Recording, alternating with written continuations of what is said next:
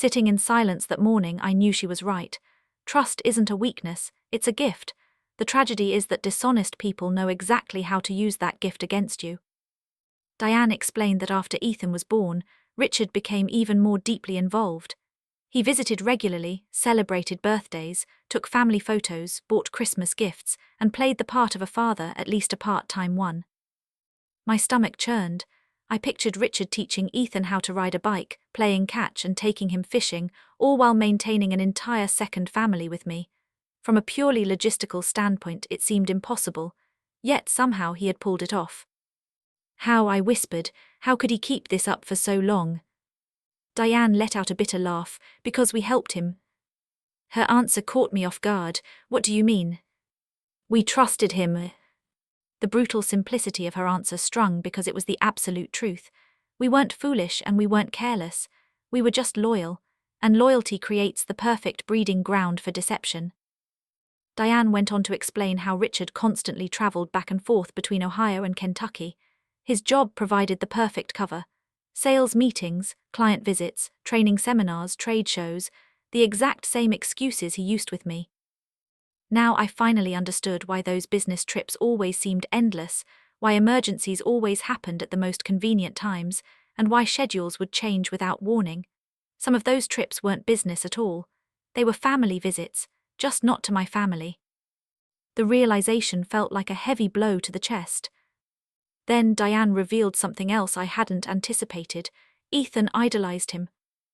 I closed my eyes. Of course he did. Children don't see deception. They only see attention, presence, and love. Diane's voice softened. He thought Richard was a hero. For a moment, I found myself feeling incredibly sad for a young boy I had never met, a boy who loved his father deeply, who trusted him completely, and who had no idea his entire life was built on a massive lie. Then Diane's tone shifted, the warmth vanished. When I learned the truth, everything fell apart. I listened intently.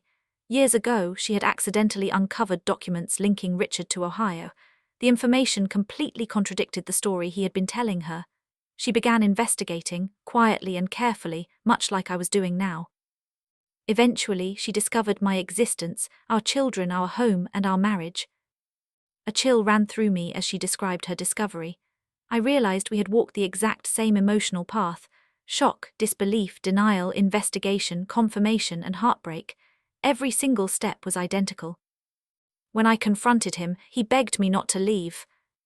I wasn't surprised. What did he say? The usual excuses. Which were? Diane sighed. He said he loved both of his families. The words made my skin crawl. They didn't sound romantic, they sounded incredibly selfish, toxic and deeply selfish. Love doesn't require deception. Love doesn't demand two separate lives. Love doesn't leave a trail of destruction in its wake. But clearly, Richard had a very different definition of love. Diane continued. He promised he would fix everything.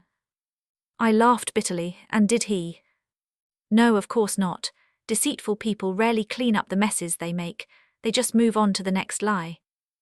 Then Diane explained why she wrote the letter. After discovering the truth, she ended the relationship, at least officially. But she couldn't stop thinking about me, couldn't stop picturing another woman living under the same deception, and couldn't stop wondering if I would ever find out.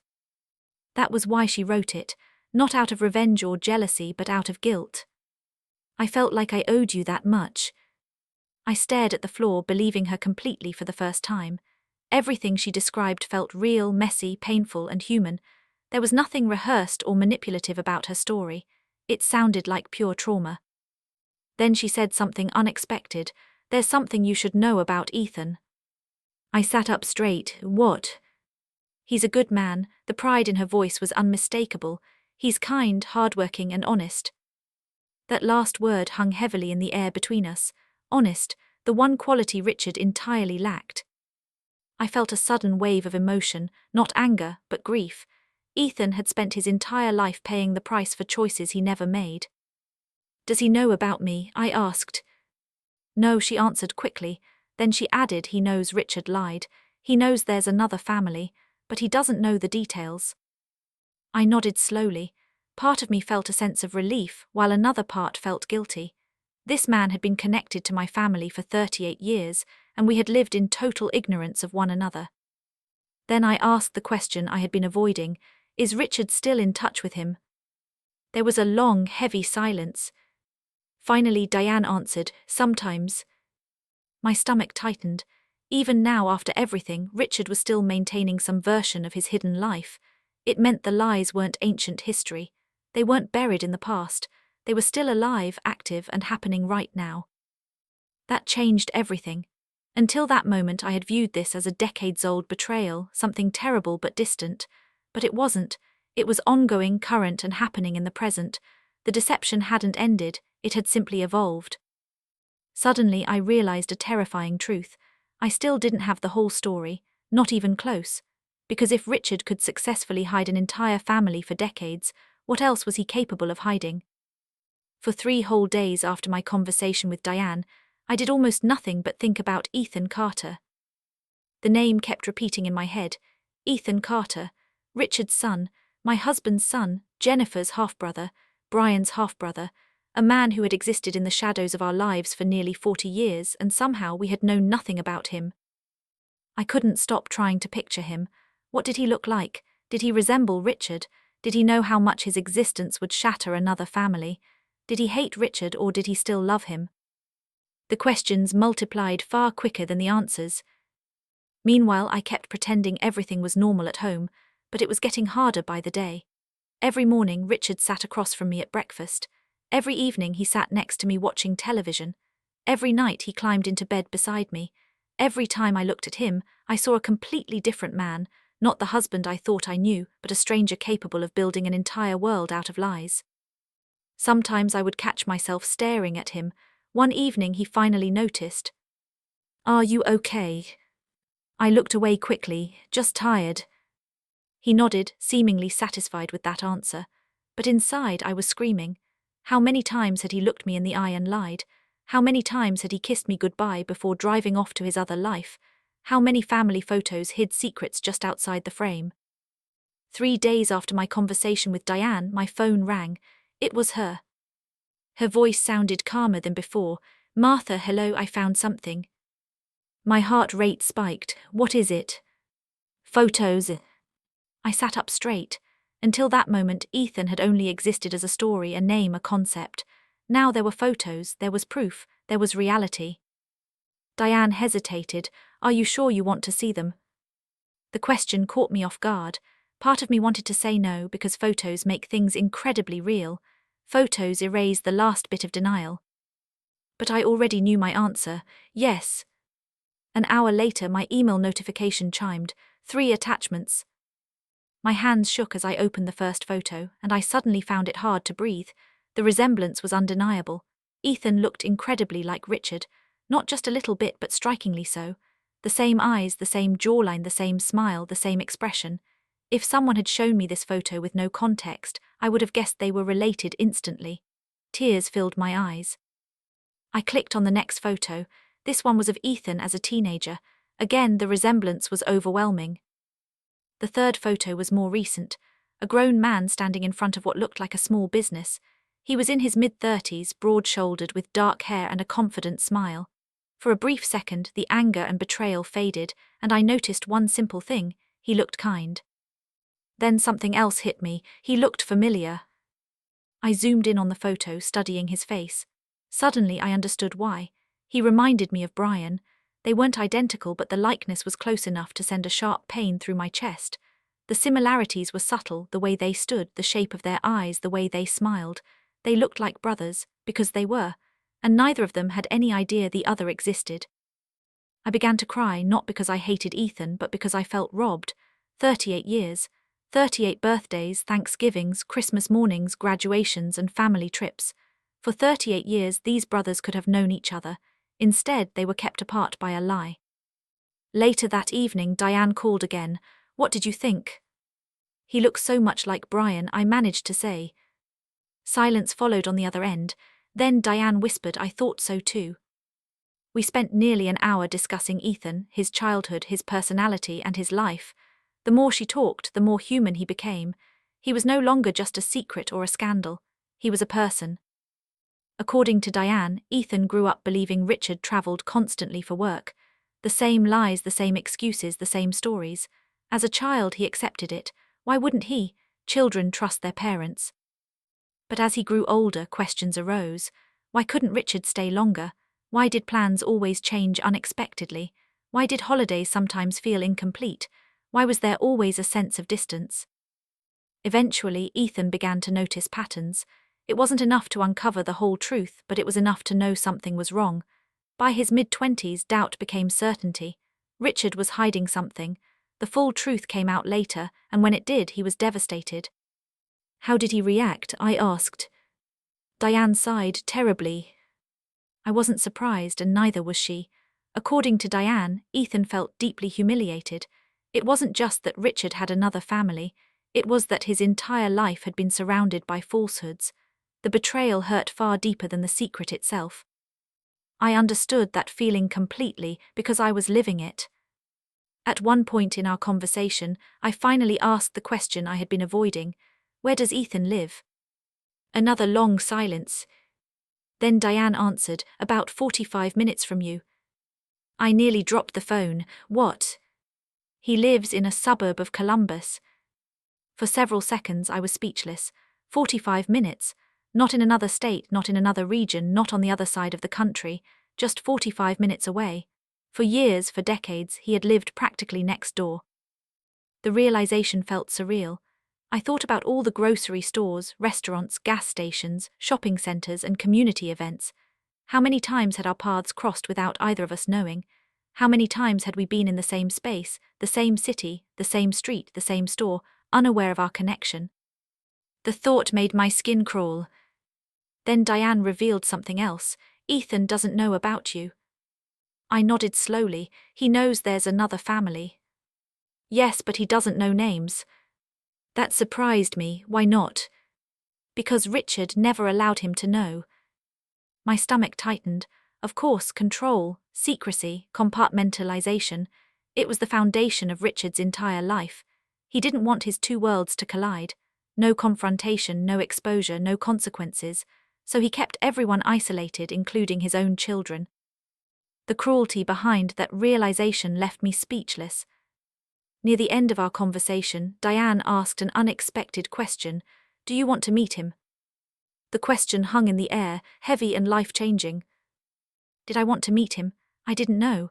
Part of me desperately wanted to, while another part was terrified. Meeting Ethan would make everything so real in a way photos never could. He would no longer be just a piece of evidence or a part of Richard's betrayal. He would be another victim, another person whose life was shaped by the same lies, another person who deserved answers. After hanging up that night, I sat alone in the living room for hours. Richard was sleeping soundly upstairs, completely oblivious. The house was dead quiet.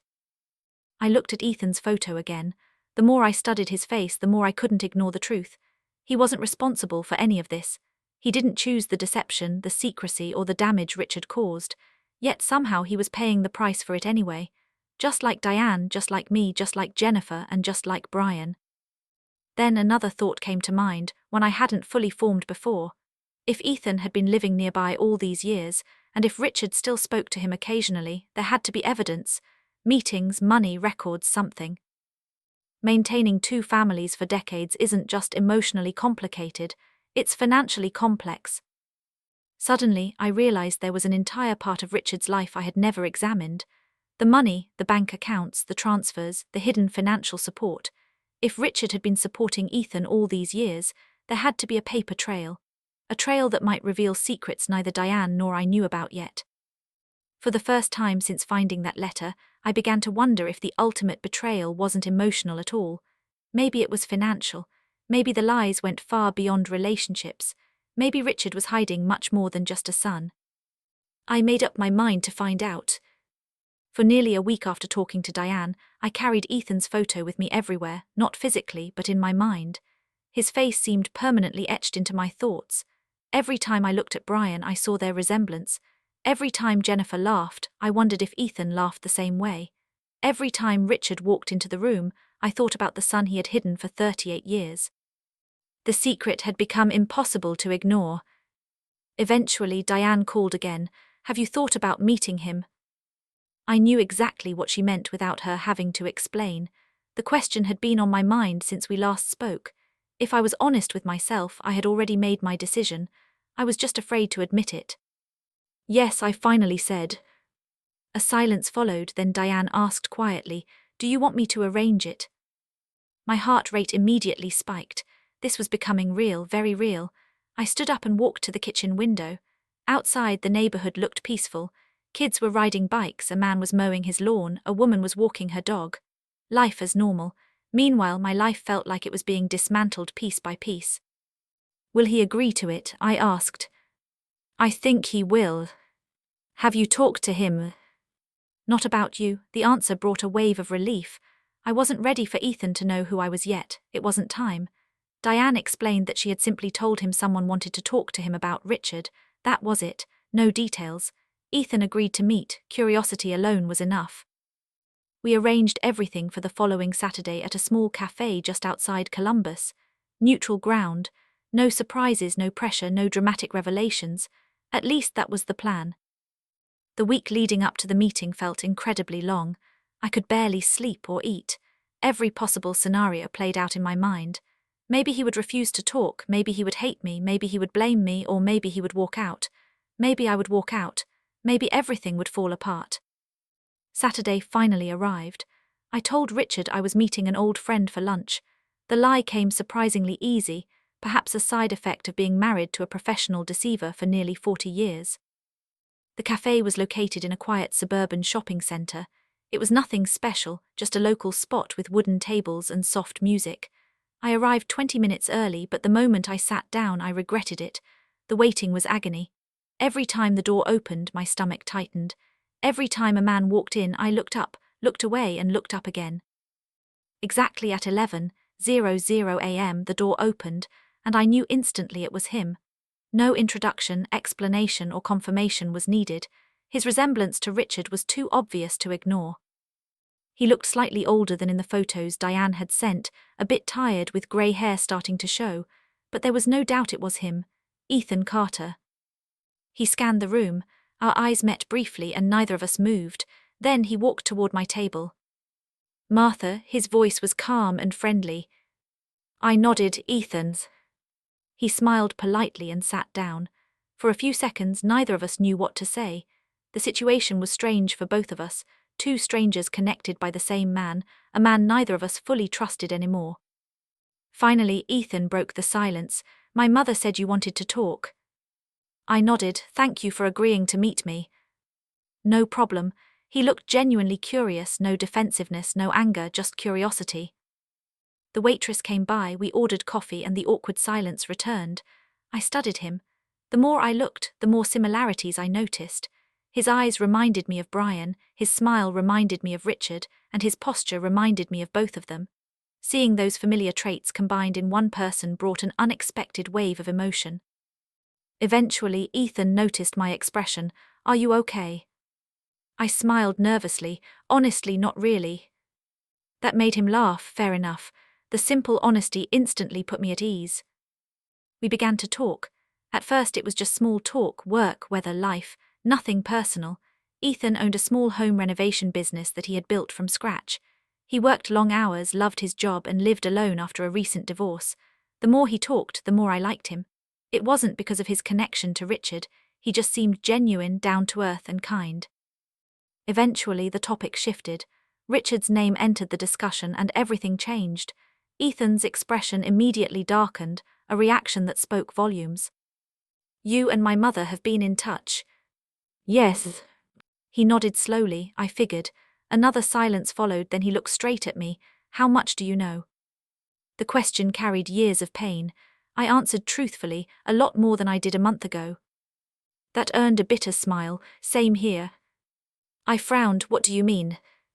Ethan stared at his coffee, then said something I didn't expect. "I've spent most of my life trying to understand him. Not hatting him, not exposing him, understanding him, the distinction was important." According to Ethan, Richard had always been a fleeting presence in his life, never completely absent but never fully there either. He was always somewhere in between, involved enough to maintain a relationship but not enough to build trust. As a child, Ethan idolized him. As a teenager, he questioned him. As an adult, he found it hard to respect him. The evolution sounded painfully familiar. Then Ethan shared an unexpected detail. He wasn't entirely a bad guy. I blinked. That wasn't what I expected to hear. Ethan shrugged. He taught me a lot of things. He encouraged me. He even helped me start my business. The statement hung in the air. Helped him start his business. Instantly my focus sharpened. What do you mean? Ethan seemed confused by my reaction. When I started the company, Richard lent me some money. My pulse quickened. What kind of money? A lot of money. I tried to stay calm. How much? Ethan named a figure and I almost stopped breathing. It wasn't a small loan. It wasn't a few $1,000s. It was a massive amount, far beyond what I had expected. I quickly calculated the numbers in my head. Then another thought hit me.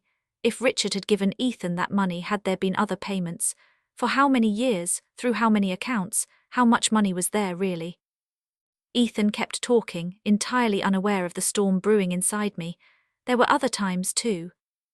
What times? When things got tough. I stared at him. What do you mean? He shrugged. Sometimes a transfer would come through. Every muscle in my body tensed. Money. Yes, Richard always said it was temporary help. The room suddenly felt much smaller, because I knew something Ethan didn't. For decades, Richard and I had shared our finances, joint accounts, retirement plans, investments, savings. Yet I had never seen those transactions. I had never noticed them, and I had never approved them.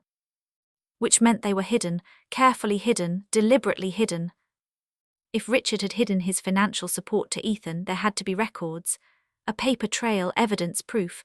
The more Ethan talked, the more convinced I became. This was no longer just a story about betrayal. This was a story about money, potentially a very large amount of money. By the end of our meeting, I had learned one important thing. Ethan wasn't my enemy. He wasn't the problem. He was another victim, another person who had spent years trying to make sense of Richard's lies. When we finally stood up to leave, I felt an unexpected wave of emotion. For a brief second, I imagined introducing him to Jennifer and Brian, imagining what life would have been like if the truth had existed from the beginning. Then reality returned. We weren't there yet, not even close. Because before any healing could happen, I needed answers, and for the first time in my life, I knew exactly where to look next. The money, the bank accounts, the transfers, the hidden financial trail stretching across decades. Somewhere in those records lay another piece of Richard's secret life, and I had a feeling the secret I was about to uncover was going to be much worse than anything I could have imagined. After meeting Ethan, I stopped seeing Richard's deception as just a series of lies. It had become a system, a carefully constructed machine that had run for decades. The relationships, the excuses, the trips, the money, it was all connected.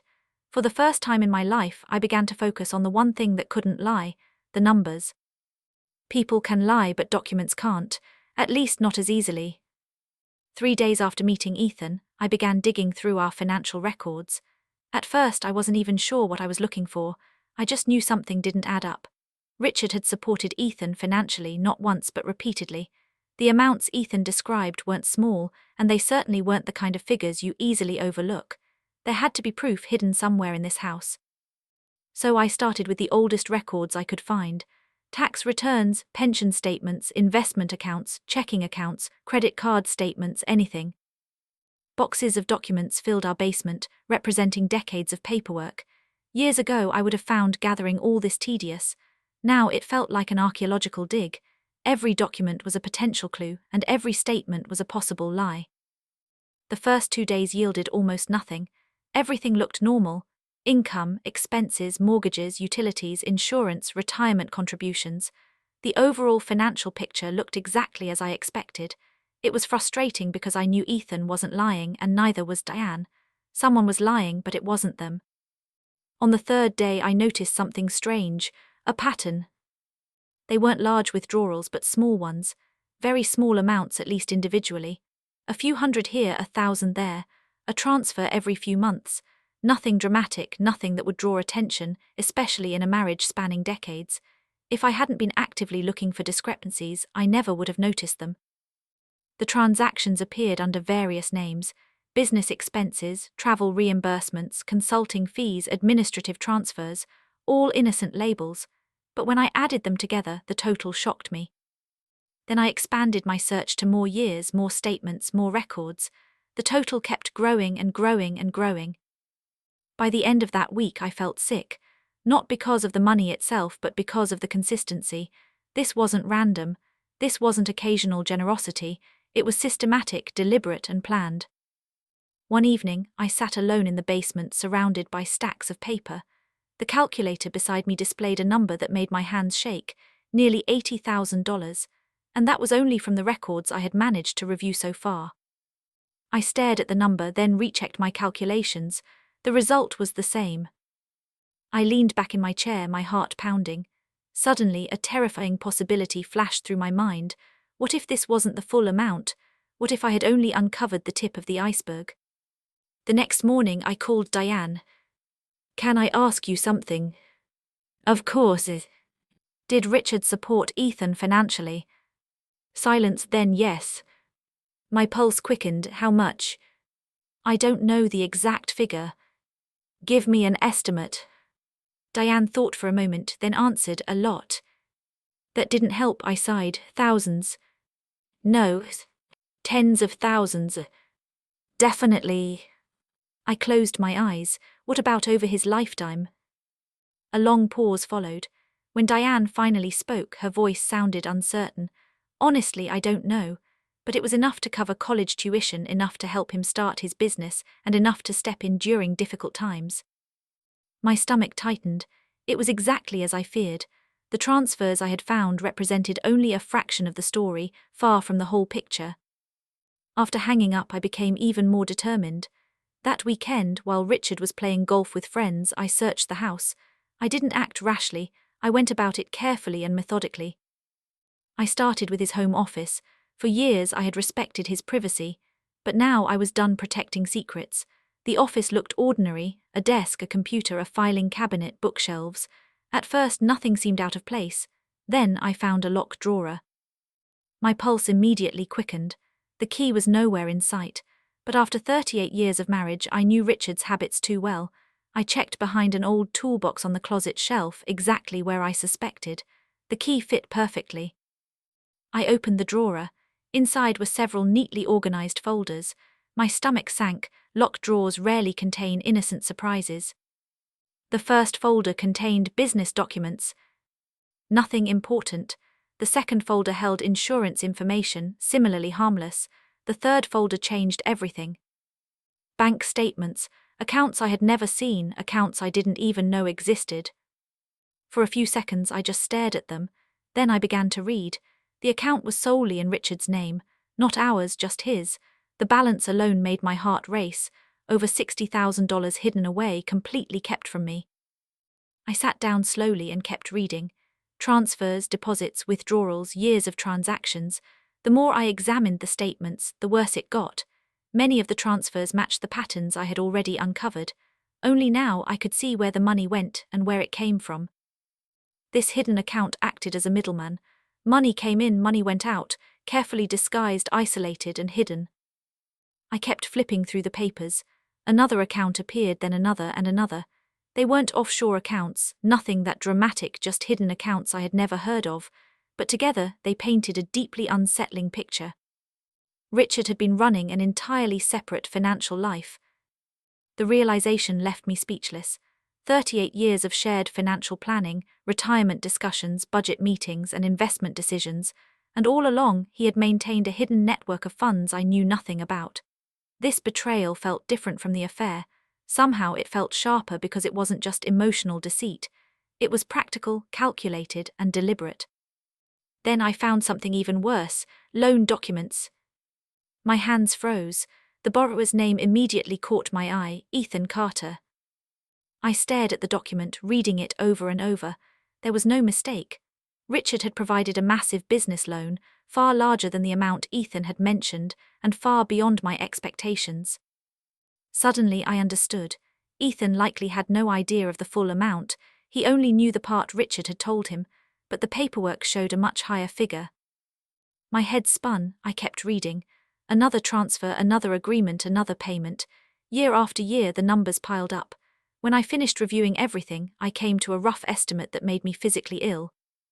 Over $500,000. Not all of it went to Ethan, and not all of it went to Diane.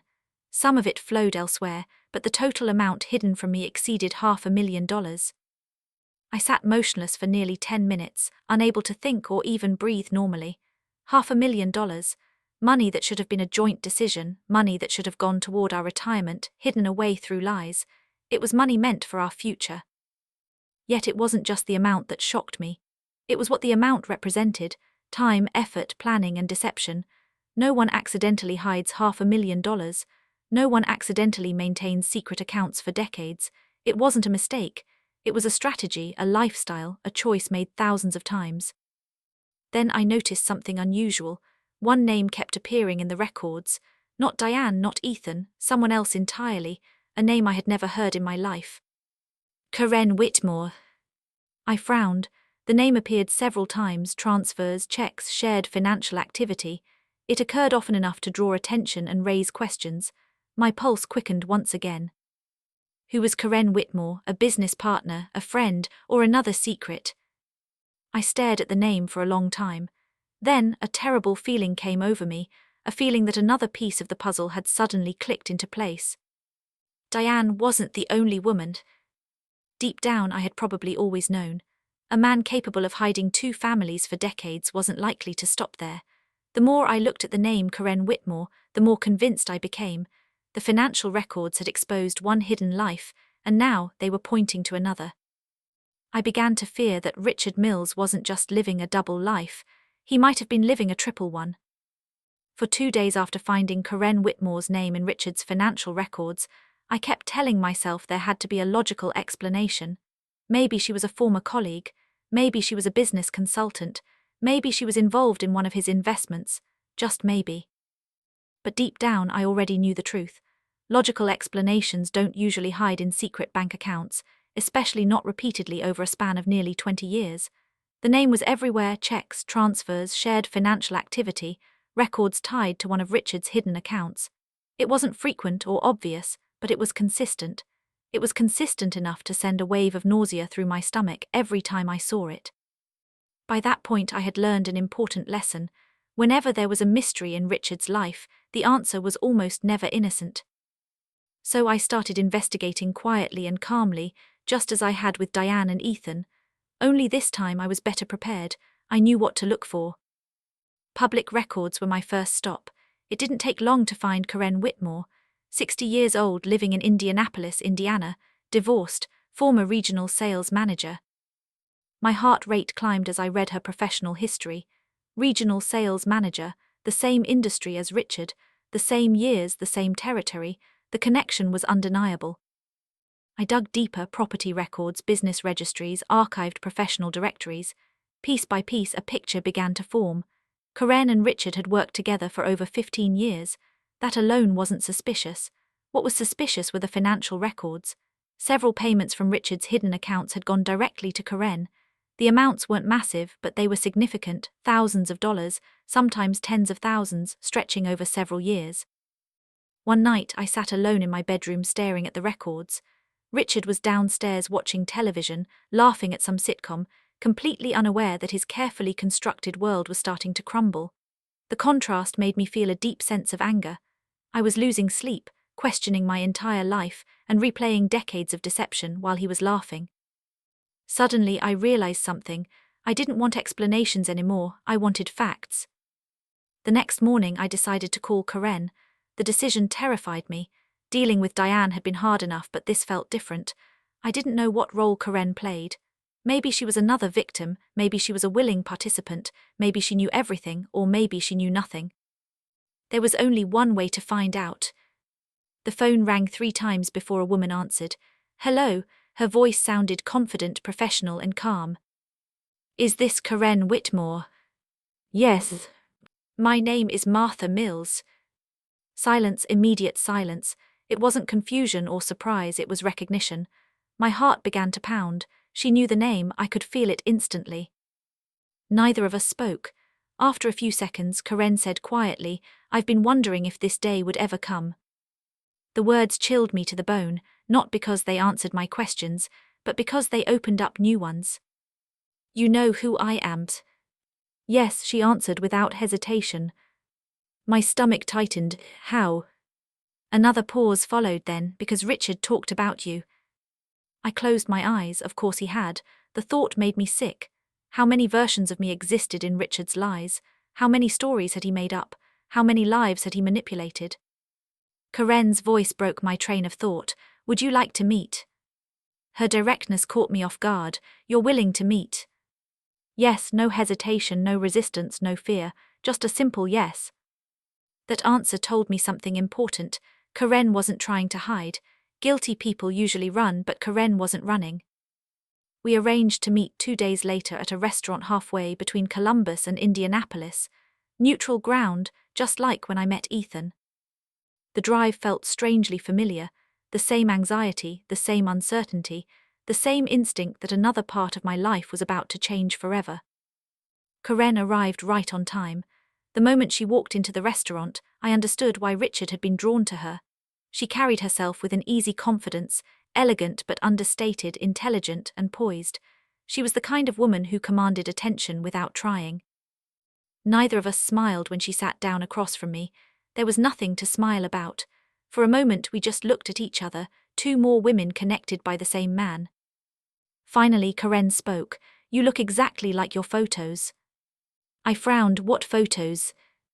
The moment the words left my mouth, I saw a flicker of regret on her face. A slip-up. She hadn't meant to reveal that. My pulse quickened. "What photos, Karen?" She sighed heavily, looking down at the table. "Family photos." A wave of nausea washed over me. "He showed you photos of my family." The room suddenly felt smaller. "Why?" Karen hesitated, then answered honestly, "Because he talked about you." The answer didn't bring any comfort. It felt incredibly invasive. Realizing Richard had discussed me with another woman felt like a deep violation of privacy. Karen continued, "He always described you as a good person." I laughed bitterly. "A good person he deceived for decades." She nodded, "Yes." At least she didn't pretend otherwise. Her honesty earned a small amount of my respect. Then I asked the most important question: "What exactly were you to Richard?" Karen looked me straight in the eye and gave a painful, honest answer. "I believed I was in a relationship with him." I sat quietly because she was right. There was no dramatic speech, no making excuses, just the truth. My heart sank. Of course, another relationship, another lie, another victim. Karen explained that she had met Richard through work many years ago. They occasionally traveled together, shared projects and split responsibilities. Eventually, friendship turned into something else. According to her, Richard claimed his marriage was essentially over, not legally but emotionally. The same lie, a different woman, the exact same script. I almost laughed out loud, not because it was funny but because it was so ridiculous. The sheer repetition of it was staggering. How many times had Richard used this story? How many women had heard the same promises? Karen continued, "I never knew about Diane." I nodded, "I know. Until recently I didn't know about her either." It didn't surprise me. Richard carefully isolated his different worlds. One woman rarely knew the other existed. That was how the system survived. Then Karen revealed something unexpected. Their relationship had ended several years ago, long before I found Diane's letter, long before I started investigating, long before everything blew up. "What happened?" I asked. Karen's expression hardened. For the first time in my life I caught him in a lie. I almost laughed again. The irony was incredibly thick. Out of thousands of lies, one was finally exposed. She continued, "I found financial records." My attention focused instantly. "What kind of records?" Karen looked at me, then slowly shook her head. "You haven't found everything yet." The words landed heavily. What is that supposed to mean? Silence, a long, heavy silence. Then she reached into her purse, pulled out a manila envelope and slid it across the table toward me. I stared at it, my heart rate climbing. "What is this?" Karen's answer changed everything. "Copies." "Copies of what?" "Evidence." The word seemed to echo in my mind. Evidence. Karen leaned forward, her voice dropping lower and growing more serious. Martha, when I ended things with Richard, I kept records. Every nerve in my body went on high alert. What kind of records? Emails. She paused. Financial documents. Another pause. Wire transfers. I stared at the envelope, afraid to touch it, yet terrified not to. Then Karen said something that stayed with me the entire way home. You have no idea how much money Richard is actually hiding. This doesn't even scratch the surface. The restaurant suddenly felt incredibly quiet, dead quiet, because I had already uncovered over $500,000 in hidden funds. And now, another woman was telling me that wasn't even close to all of it. I didn't open Karen's envelope until I got home. Part of me was terrified, not of finding nothing, but of finding too much. The envelope sat on my kitchen table for nearly an hour while I paced the house anxiously. Richard was on another business trip, a phrase that now sounded completely absurd. Every time he used those words, I wondered how many lies were hidden inside them. Finally, I sat down and opened the envelope. Inside were emails, bank records, wire transfer receipts, printed text messages, and a handwritten timeline. The moment I started reading, I realized Karen had been preparing for this day for years. She had documented everything: dates, locations, conversations, financial activity. It wasn't out of revenge, but self-protection. At first, the documents simply confirmed what I already knew. Richard lied repeatedly, systematically, and confidently. But as I read on, a much larger picture emerged. The hidden accounts I had discovered represented only a fraction of his financial network. There was more. Several other accounts at different institutions, investment funds, CDs, and retirement instruments I had never seen. The total amounts involved were staggering. I felt physically sick. It wasn't because I cared about the money itself. It was because every single dollar represented a decision made behind my back. Every account represented another lie. Every signature represented another betrayal. I spent hours reviewing the papers. By midnight, my kitchen table looked like an active investigation board. Papers everywhere, notes, highlighted sections, names, dates, connections. One conclusion became inevitable. I couldn't handle this alone anymore. I needed professional help. The next morning, I called an attorney. Her name was Rebecca Cole, a highly respected family law attorney in Columbus. I scheduled a consultation for the following afternoon. Walking into her office felt surreal. 38 years ago, when Richard and I got married, I never imagined I'd be here discussing divorce lawyers. We were young, optimistic, and sure our future would be different. Now I was sitting across from Rebecca with evidence of decades of deception. Life has a strange sense of humor. Rebecca listened quietly as I explained everything: the letter, Diane, Ethan, Karen, the hidden accounts, the financial records. She interrupted only occasionally to ask clarifying questions. By the time I finished, nearly 2 hours had passed. Rebecca sat in silence for a moment. Then she asked, "Do you want the truth or do you want a divorce?" The question caught me off guard. I thought they were the same thing. She shook her head. "No, they're not." I frowned. "What do you mean?" "The truth is about information," she said, crossing her hands. "A divorce is about decisions." The distinction hit me harder than I expected because she was right. Part of me was still investigating, still searching, still trying to understand. But another part was already mourning, already moving toward an end. Rebecca reviewed several of the financial documents. The more she read, the more serious her expression became. Finally, she looked up. "Martha, I need to be very honest with you." I nodded. "Please." She tapped the stack of papers. "If these records are accurate, your husband has been hiding assets for a very long time." Hearing another person say those words made it feel more real, more official, and more frightening. "What does that mean legally?" "It means we need documentation," she answered without hesitation. "A lot of documentation." That became the focus of the next few weeks. Documentation, documentation, documentation. I began living my own double life. On the surface, everything was normal. Richard still came home every night, still watched television, still talked about neighborhood gossip, and still asked what I wanted for dinner. But inside, I was building a case, quietly, methodically, and relentlessly. Rebecca provided a checklist: Financial statements, retirement records, property deeds, tax documents, insurance policies, loan agreements, investment accounts. I gathered everything. Every spare moment became an investigation. It was strange how quickly I adapted. At first I felt guilty, like I was being sneaky and dishonest. Then I remembered something important. I wasn't creating the deception, I was uncovering it. The guilt vanished instantly. Diane helped too. Whenever I needed information about specific dates, she would look through her records, old calendars, photos, receipts, emails. The amount of material she had saved surprised me. Trauma makes people hold onto things, trying to make sense of what happened, trying to prove they aren't losing their minds. Karen became another unexpected ally. She sent additional emails, extra financial records, and further evidence. Every document added another piece to the puzzle. One evening, Rebecca called, "Can you come in tomorrow?" Her tone immediately made me anxious. What happened? I found something. The next afternoon, I was sitting across from her desk again. She handed me a folder containing copies of property records. At first, I didn't understand what I was looking at. Then I saw Richard's name and froze. "What is this?" Rebecca pointed to the paperwork. "A real estate investment."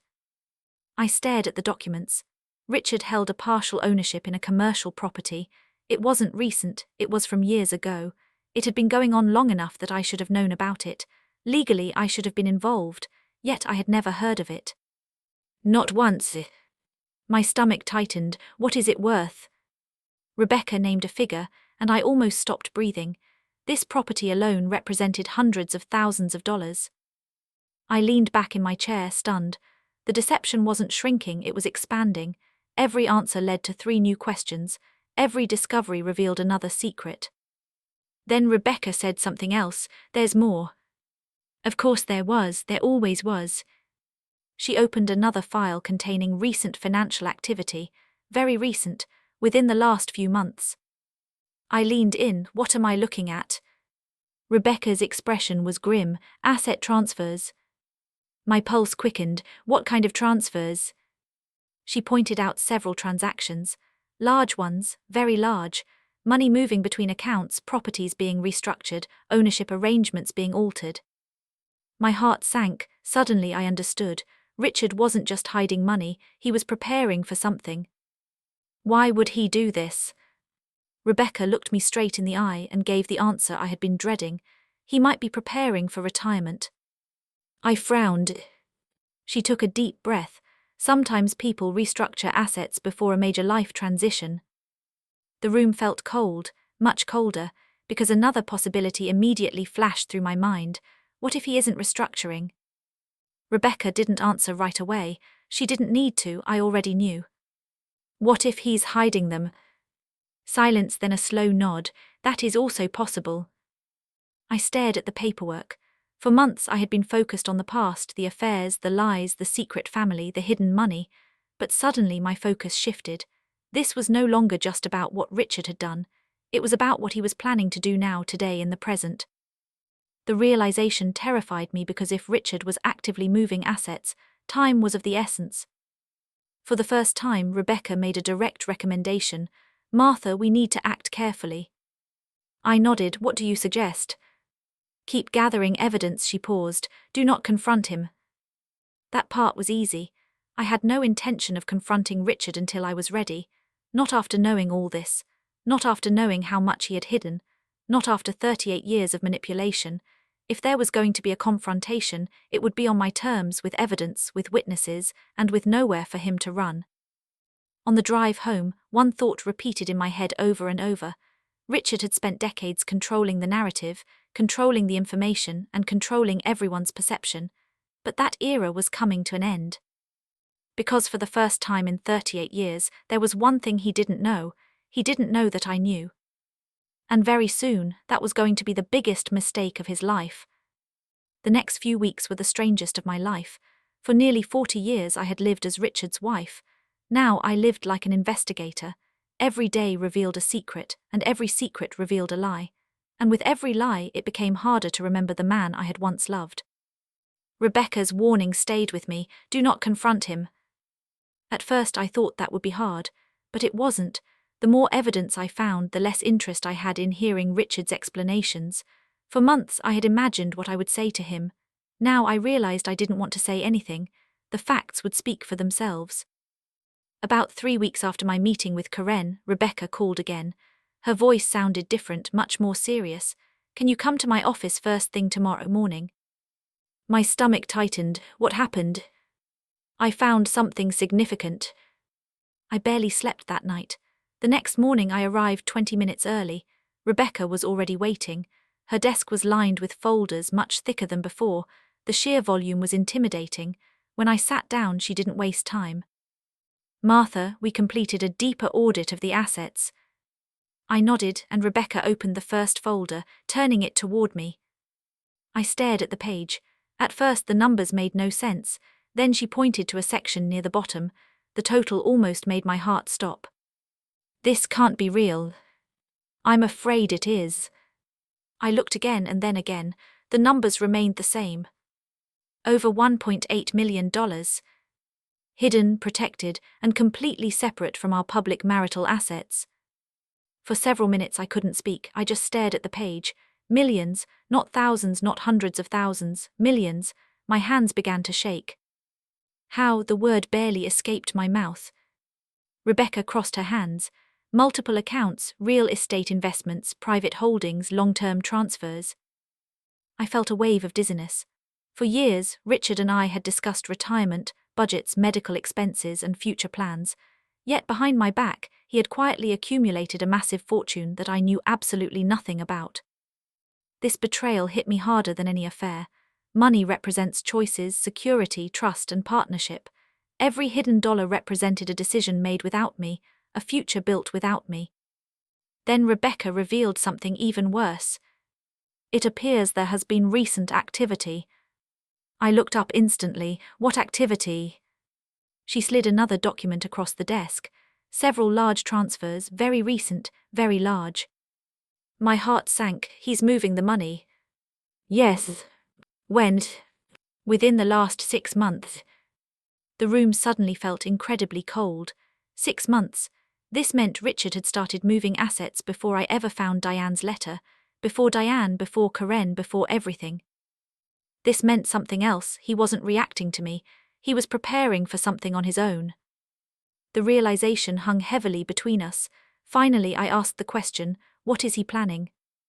Rebecca sighed. "I don't know," she paused, "but I have a theory." I already knew I wasn't going to like it. "What theory?" She looked straight at me. "I think Richard is preparing to walk away." The words landed like a physical blow. Walk away, not retirement, not restructuring, leaving. For several seconds I couldn't speak. Suddenly dozens of confusing memories rushed back. Conversations, comments, behavioral shifts, small things I had dismissed. Richard's growing interest in travel, his increasing financial secrecy, his recent discussions about downsizing, and his unusual focus on retirement planning. At the time they seemed normal. Now they looked entirely different. Now they looked like preparation. I leaned back slowly. After 38 years. Rebecca didn't answer. She didn't have to. People do irrational things every day, especially those who have lived a lie for decades. That afternoon I drove home in silence. For the first time since discovering Diane's letter, I didn't feel angry. I felt a deep sense of mourning. A terrible realization had finally settled in. The marriage I thought I had wasn't ending. It had ended years ago. I just hadn't known it. That night Richard came home smiling, talking about traffic, golf, and a new restaurant a friend had recommended. I listened quietly, watching him, studying him. Suddenly I noticed something. He looked more relaxed, happier, and lighter than he had in years. At first I didn't understand why, then it clicked. Maybe he thought he was close to total freedom. Maybe he believed his plan was working. Maybe he was confident no one would ever find out. The thought made me sick. Later that week, something happened that changed everything. Jennifer called. My daughter rarely called during work hours. When I saw her name on the screen, I answered immediately. "Is everything okay?" A pause. "Mum, can we talk?" My heart tightened. Of course, she sounded nervous, extremely nervous. "Is something going on with Dad?" For a second I couldn't breathe. "Why do you ask?" Another pause, then Jennifer said something I didn't expect. He's been acting really strange lately. I kept quiet, listening carefully.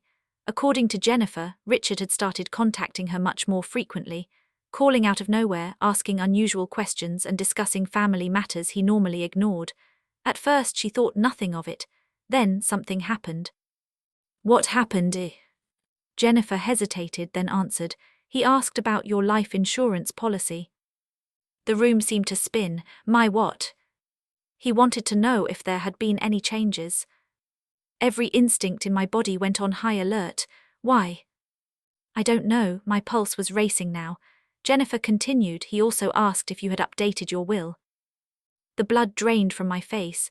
Those were not normal questions, not in this context, not after everything I had learned. A cold dread spread through my stomach.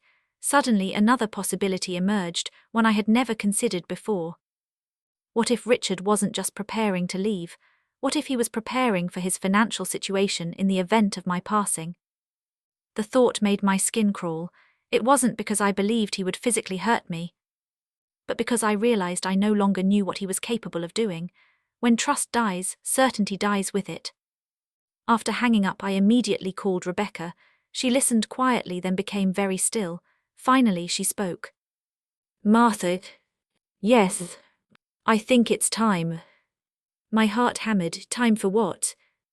No more waiting, she answered firmly. No more investigating, no more gathering information, we have enough. I sat in silence because I knew she was right. Months ago I wanted answers. Now I had them, the affairs, the secret family, the hidden assets, the financial deception, and the years of manipulation. How much more proof did I need? Then Rebecca said the words that made it all incredibly real. We need to file. The room fell quiet. For a long moment I stared at the wall. 38 years of marriage, 38 years of memories, 38 years of believing I knew someone, and now it came down to this, a legal ending, a final reckoning. I thought I would cry. Instead I felt calm, a strange, quiet peace. The decision had been made a long time ago, not by me but by Richard. Every lie, every secret, every betrayal had been a vote against our marriage. Now the bill was finally due. For the first time in his life, Richard Mills was about to experience what it felt like when someone else controlled the narrative. The day I filed for divorce was surprisingly quiet. No thunderstorms, no dramatic confrontations, no shouting, just paperwork, signatures, dates, and legal terms. After spending months uncovering secrets, I expected this moment to feel explosive. Instead, it felt like a quiet conclusion, like closing a book I never wanted to finish. Rebecca handled everything with extreme care. The filing was done without Richard's knowledge, at least initially.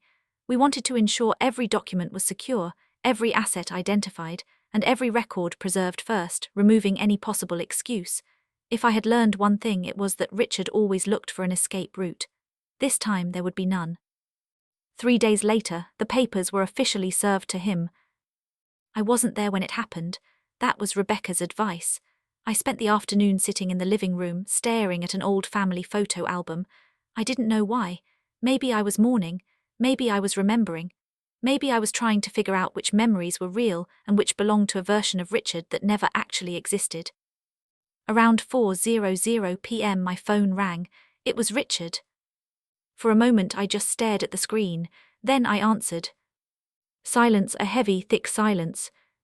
Finally, Martha. His voice sounded different, not angry, not yet shocked. Yes. Another pause. What is this? I closed my eyes. After 38 years together, the question sounded absurd. What do you think it is? I could hear his heavy breathing. Divorce papers. Yes. For several seconds, neither of us spoke. Then came the expected reaction. There must be some misunderstanding. A bitter smile came to my lips. A misunderstanding. After everything, Richard was still trying to bend reality into some kind of confusion. There's no misunderstanding, Richard. No, Martha, For the first time in months I interrupted him. We need to talk, but not alone. The silence that followed felt massive. Throughout our entire marriage, Richard had always controlled the difficult conversations. Not anymore. Finally he spoke again. Okay. His quiet tone said everything. He understood instantly. The old rules no longer applied. 2 days later, the meeting took place. Not at our house and not at a lawyer's office, but in a private room at a restaurant. Neutral ground, witnesses nearby if needed. Rebecca approved the arrangement, and more importantly, it was my choice. Richard arrived first. I could see his car from the parking lot. For a moment I sat in my car gathering my courage. This wasn't the Richard I had married, this was the Richard I had discovered. They were two completely different men. Then I walked inside. The moment I entered the room, I saw him. He looked older, tired and nervous. For the first time in months, he didn't look confident. He looked afraid. Good. I sat across from him. Neither of us spoke right away. Finally, Richard broke the silence. You could have talked to me first. I stared at him, then slowly shook my head. No. The answer surprised him. I deserved that opportunity. No, I said again. What you deserved was the evidence. The words landed with more weight than I expected because they were true. Whenever I had imagined confronting Richard early on, I realized one thing. Without evidence, I would have only received stories, explanations, half-truths and manipulation. Now I had facts, and facts are non-negotiable. Richard leaned forward. Martha, please. The word almost sounded sincere. Almost, but my mind flashed to Diane, Ethan, Karen, the hidden accounts, the secret property and the lies. The slight feeling of sincerity vanished instantly. Do you know Diane Carter? The color drained from his face instantly. That was it. That reaction was the first real crack. For several seconds he couldn't speak. Finally, Martha. I pulled a photo from my purse and placed it on the table. Diane, then another. Ethan, then another. Bank records, then another account statement followed by property documents. With each item, Richard grew paler, quieter and seemed to shrink. The show was over and he knew it. Finally he whispered, how much do you know? I smiled, not because it was funny, but because the question perfectly captured Richard's nature. No apology, no remorse, no heartbreak, just trying to assess the damage. Everything. The word hung in the air, his shoulders slumped. For the first time since this nightmare began, Richard stopped pretending, not completely but enough. The next hour became a confession, not because he wanted redemption, but because he had nowhere left to hide. He admitted to the relationship with Diane, he admitted to Ethan, he admitted to the hidden accounts, he admitted to the real estate investments, he admitted to Karen. Each admission felt strangely routine, like checking items off a list because I already knew. The real shock had happened months ago, now there was only confirmation. Then I asked the most important question, why? Richard stared at the table, a long silence followed, then he answered, I don't know. I almost laughed again. 38 years of deception, and that was his answer, I don't know. Eventually he tried to explain more. He talked about fear, bad decisions, things getting out of hand, and never finding the right time to tell the truth. Excuses, different words but the same meaning. None of it mattered anymore because every explanation ignored a simple fact. He had always had a choice, and he had always chosen himself. Then something unexpected happened. The door opened. Richard looked up and froze. So did I. Diane walked into the room. For a second no one moved, no one spoke. The air felt charged. Richard looked like he was seeing a ghost. Diane sat down quietly beside me. No anger, no drama, just calm. That visual alone seemed to break something deep inside Richard. Then another person walked in, Karen. Richard's eyes went wide. His face turned completely white. Now 3 women sat across from him. His wife, his second family, and his third relationship. 30 years of lies, all at one table with nowhere to run. I don't think I will ever forget that moment. For the first time in his life, Richard was forced to look directly at the consequences of his choices. No more separate lives, no more isolated stories, no more parallel realities. Everything collided at once. It was devastating. No one shouted, no one screamed, there was no need, the truth was powerful enough. For nearly an hour Diane spoke, then Karen, then me. No accusations, just facts, dates, events and evidence. The accumulated weight of it became suffocating. Eventually Richard stopped defending himself entirely. The fight left him, his shoulders slumped and his voice grew weak. Then came the final revelation, the one thing I still didn't understand. I pulled Diane's letter from my purse, the original letter, the start of everything. I placed it on the table. Richard stared at it and his expression changed instantly. It was recognition, pure recognition. My voice remained calm. Tell me the truth. He closed his eyes. For several seconds no one spoke. Finally he whispered, I found it. The room went dead silent. I had suspected it, but hearing it was different. What do you mean? His voice was hoarse. Diane sent that letter years ago, my heart hammered. He continued, I found it before you did. The room seemed frozen. Everyone at the table sat completely still. Then came the final confession. I hid it. The words landed like a hammer. 10 years. 10 years of the truth being stolen. 10 years of choices being stolen. 10 years of freedom being stolen. It wasn't lost, misplaced, or forgotten. It was hidden. Richard had hidden it deliberately. In that moment, whatever was left of my marriage died completely. It wasn't because of Diane, Ethan, or Karen. It was because of that letter, a letter meant to save me, which this man had spent 10 years making sure I never saw. After Richard admitted he had found and hidden Diane's letter 10 years ago, something inside me changed. It wasn't loud or dramatic, but it was quiet and permanent. For months I had been searching for understanding, for reasons, for explanations. That confession ended it all. Because there is a difference between making a mistake and making a choice. An affair can be a mistake. Lying can be a mistake. Even a bad decision can sometimes be explained by weakness. But finding a letter that reveals the truth, reading it, knowing what was inside and hiding it for 10 years is not a mistake. That is a choice, a deliberate, calculated choice. Once I understood that, I stopped making excuses for him. The meeting ended shortly after. As everyone stood up, Richard barely spoke. Diane left first, with Karen following close behind. I gathered my purse to go. Then Richard called my name, Martha. I turned around. For a brief second I saw genuine sadness in his eyes. Not fear, not strategy sadness, but it was decades too late. What? I asked. His voice shook. I did love you. The statement hung in the air. A year ago those words would have meant everything. Now they meant almost nothing, because love without honesty is ultimately empty. I nodded politely, turned and walked away. That was the last private conversation Richard and I ever had. After that the legal process moved quickly, much faster than Richard expected. The reason was simple, evidence. Rebecca was incredibly well prepared.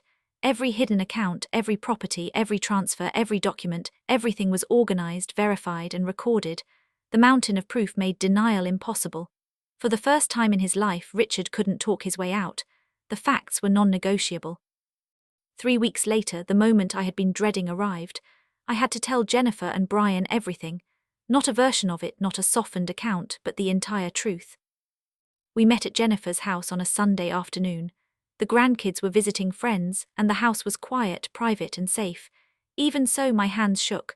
No mother wants to dismantle the image her children have of their father, regardless of what he did. Jennifer immediately noticed something was wrong. Mom. Brian looked concerned too. What's going on?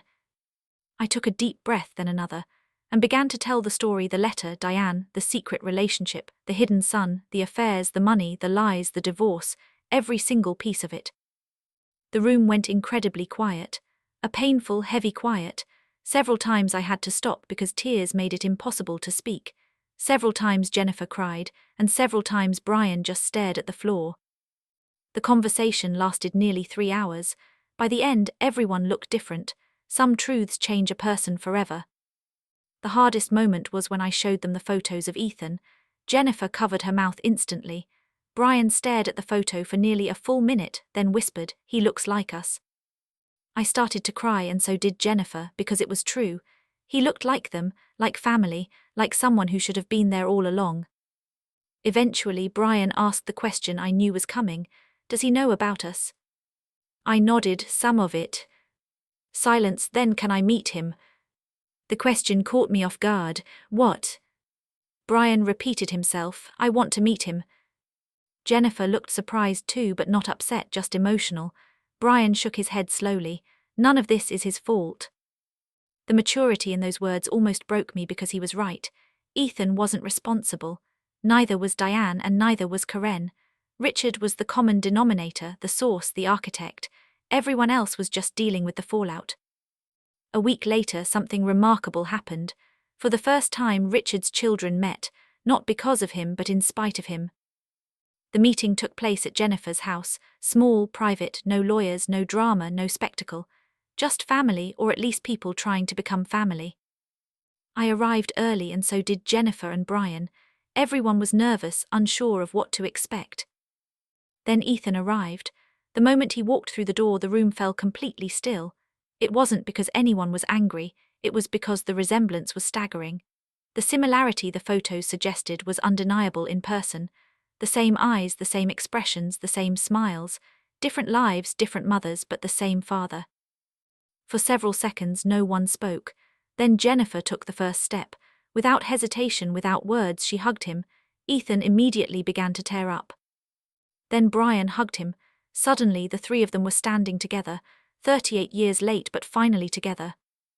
I don't think I will ever forget that moment because it represented everything Richard failed to understand. The truth can hurt, but it can also heal. A lie only delays the pain, it never removes it. The afternoon was filled with emotion, sharing stories, trading photos, answering questions, and comparing memories. At one point, the siblings realized they had been at the same county fair on the same day, at the same time, years ago, without ever knowing it. Another time, Ethan realized he had renovated a house just 3 streets away from Brian's neighborhood. Life had placed them near each other repeatedly, but Richard's lies had kept them apart. By evening, something remarkable had happened. They weren't strangers anymore. A bond had begun to form, tentative and fragile but real. For the first time since discovering Diane's letter, I felt something I hadn't felt in months. Hope, real hope. Not for my marriage that was over, not for Richard, his choices were his own. It was hope for the future, hope for healing, hope for relationships built on the truth. Then, 2 weeks later, the final settlement negotiations began, and Richard received one last blow he never expected. After months of searching, Rebecca uncovered one final detail, one last hidden asset, one final account. An account Richard thought no one would ever find, one tied directly to the retirement plan he intended to use after leaving. The discovery completely dismantled his financial strategy. The leverage was gone, the secrecy was gone, and the advantage was gone. For the first time in decades, Richard was forced to face reality instead of manipulating it. And this time, reality had no interest in his excuses. The final chapter of our marriage was approaching, not with revenge or cruelty, but with responsibility and a quiet reckoning. For the first time in a very long time, accountability had won. A year after discovering Diane Carter's letter, I stood on my back porch watching the sun rise over Columbus. The morning air was cool, birds moved through the trees, and the neighborhood was quiet, a deep, long-awaited peace. I felt peaceful too. It wasn't because my life had become perfect, it hadn't. It wasn't because the pain was gone, it wasn't. Some wounds never fully disappear, but they do heal, and healing is different from forgetting. A year ago I thought my life was ending. Now I understood something important. It was actually beginning again. The divorce was finalized 8 months ago. The process wasn't easy, nothing about it was. There were legal battles, financial disputes, difficult conversations, awkward family gatherings, moments of grief, moments of anger, and times when I questioned everything. But in the end, the truth prevailed. Rebecca did an incredible job. Every hidden account, every concealed investment, every secret property, and every financial move Richard tried to make was brought into the light. The final settlement wasn't about revenge. I never wanted that. I just wanted fairness, honesty, and my future back. For the first time in years I had it. The strangest thing was that after the final ruling, I slowly stopped thinking about Richard. It didn't happen all at once, but gradually, like a storm moving away. At first I thought I would spend the rest of my life angry, filled with bitterness, resentment, and hostility. Instead, I felt an unexpected relief. Because carrying anger is exhausting. Eventually, you either let it go or let it destroy you. I chose to let it go. That doesn't mean forgiving everything. Some actions remain inexcusable. But forgiveness and freedom are 2 different things. I no longer allowed Richard to occupy space in my mind. That was my freedom. The biggest surprise of the past year wasn't the divorce, the financial settlement, or the exposure of decades of lies. It was the new family that emerged from the ruins, a family Richard had spent decades trying to keep apart, built on truth instead of deception. Jennifer and Ethan became incredibly close, far closer than either expected. At first they spoke occasionally on the phone, then via text, then through regular visits. Now they talk almost every week.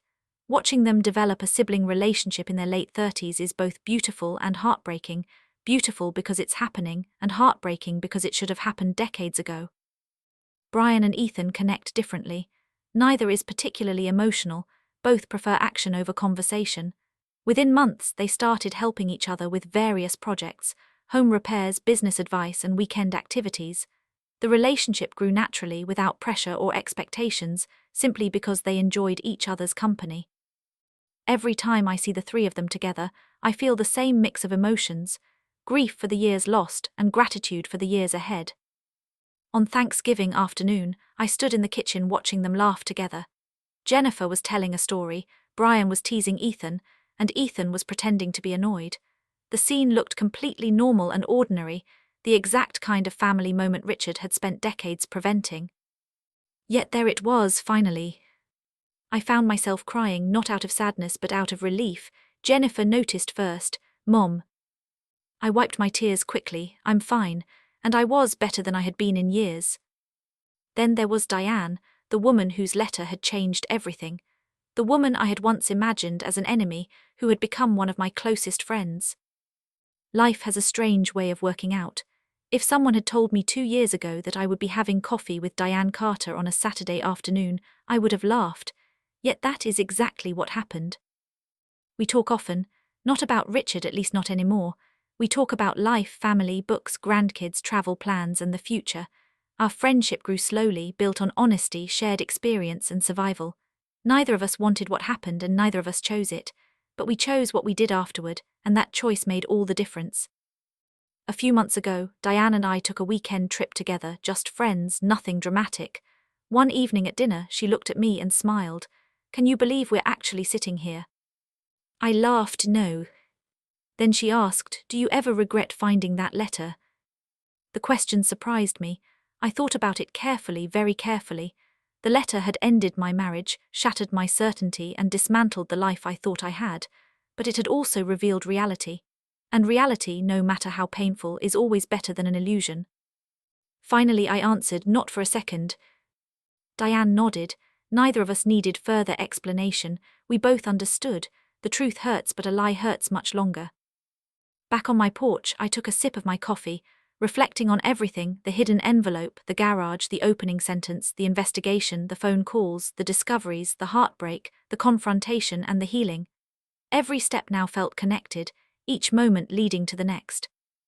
I thought about the letter itself. The original letter still sits in my desk drawer. It isn't because I want to remember the pain, but because I want to remember the lesson.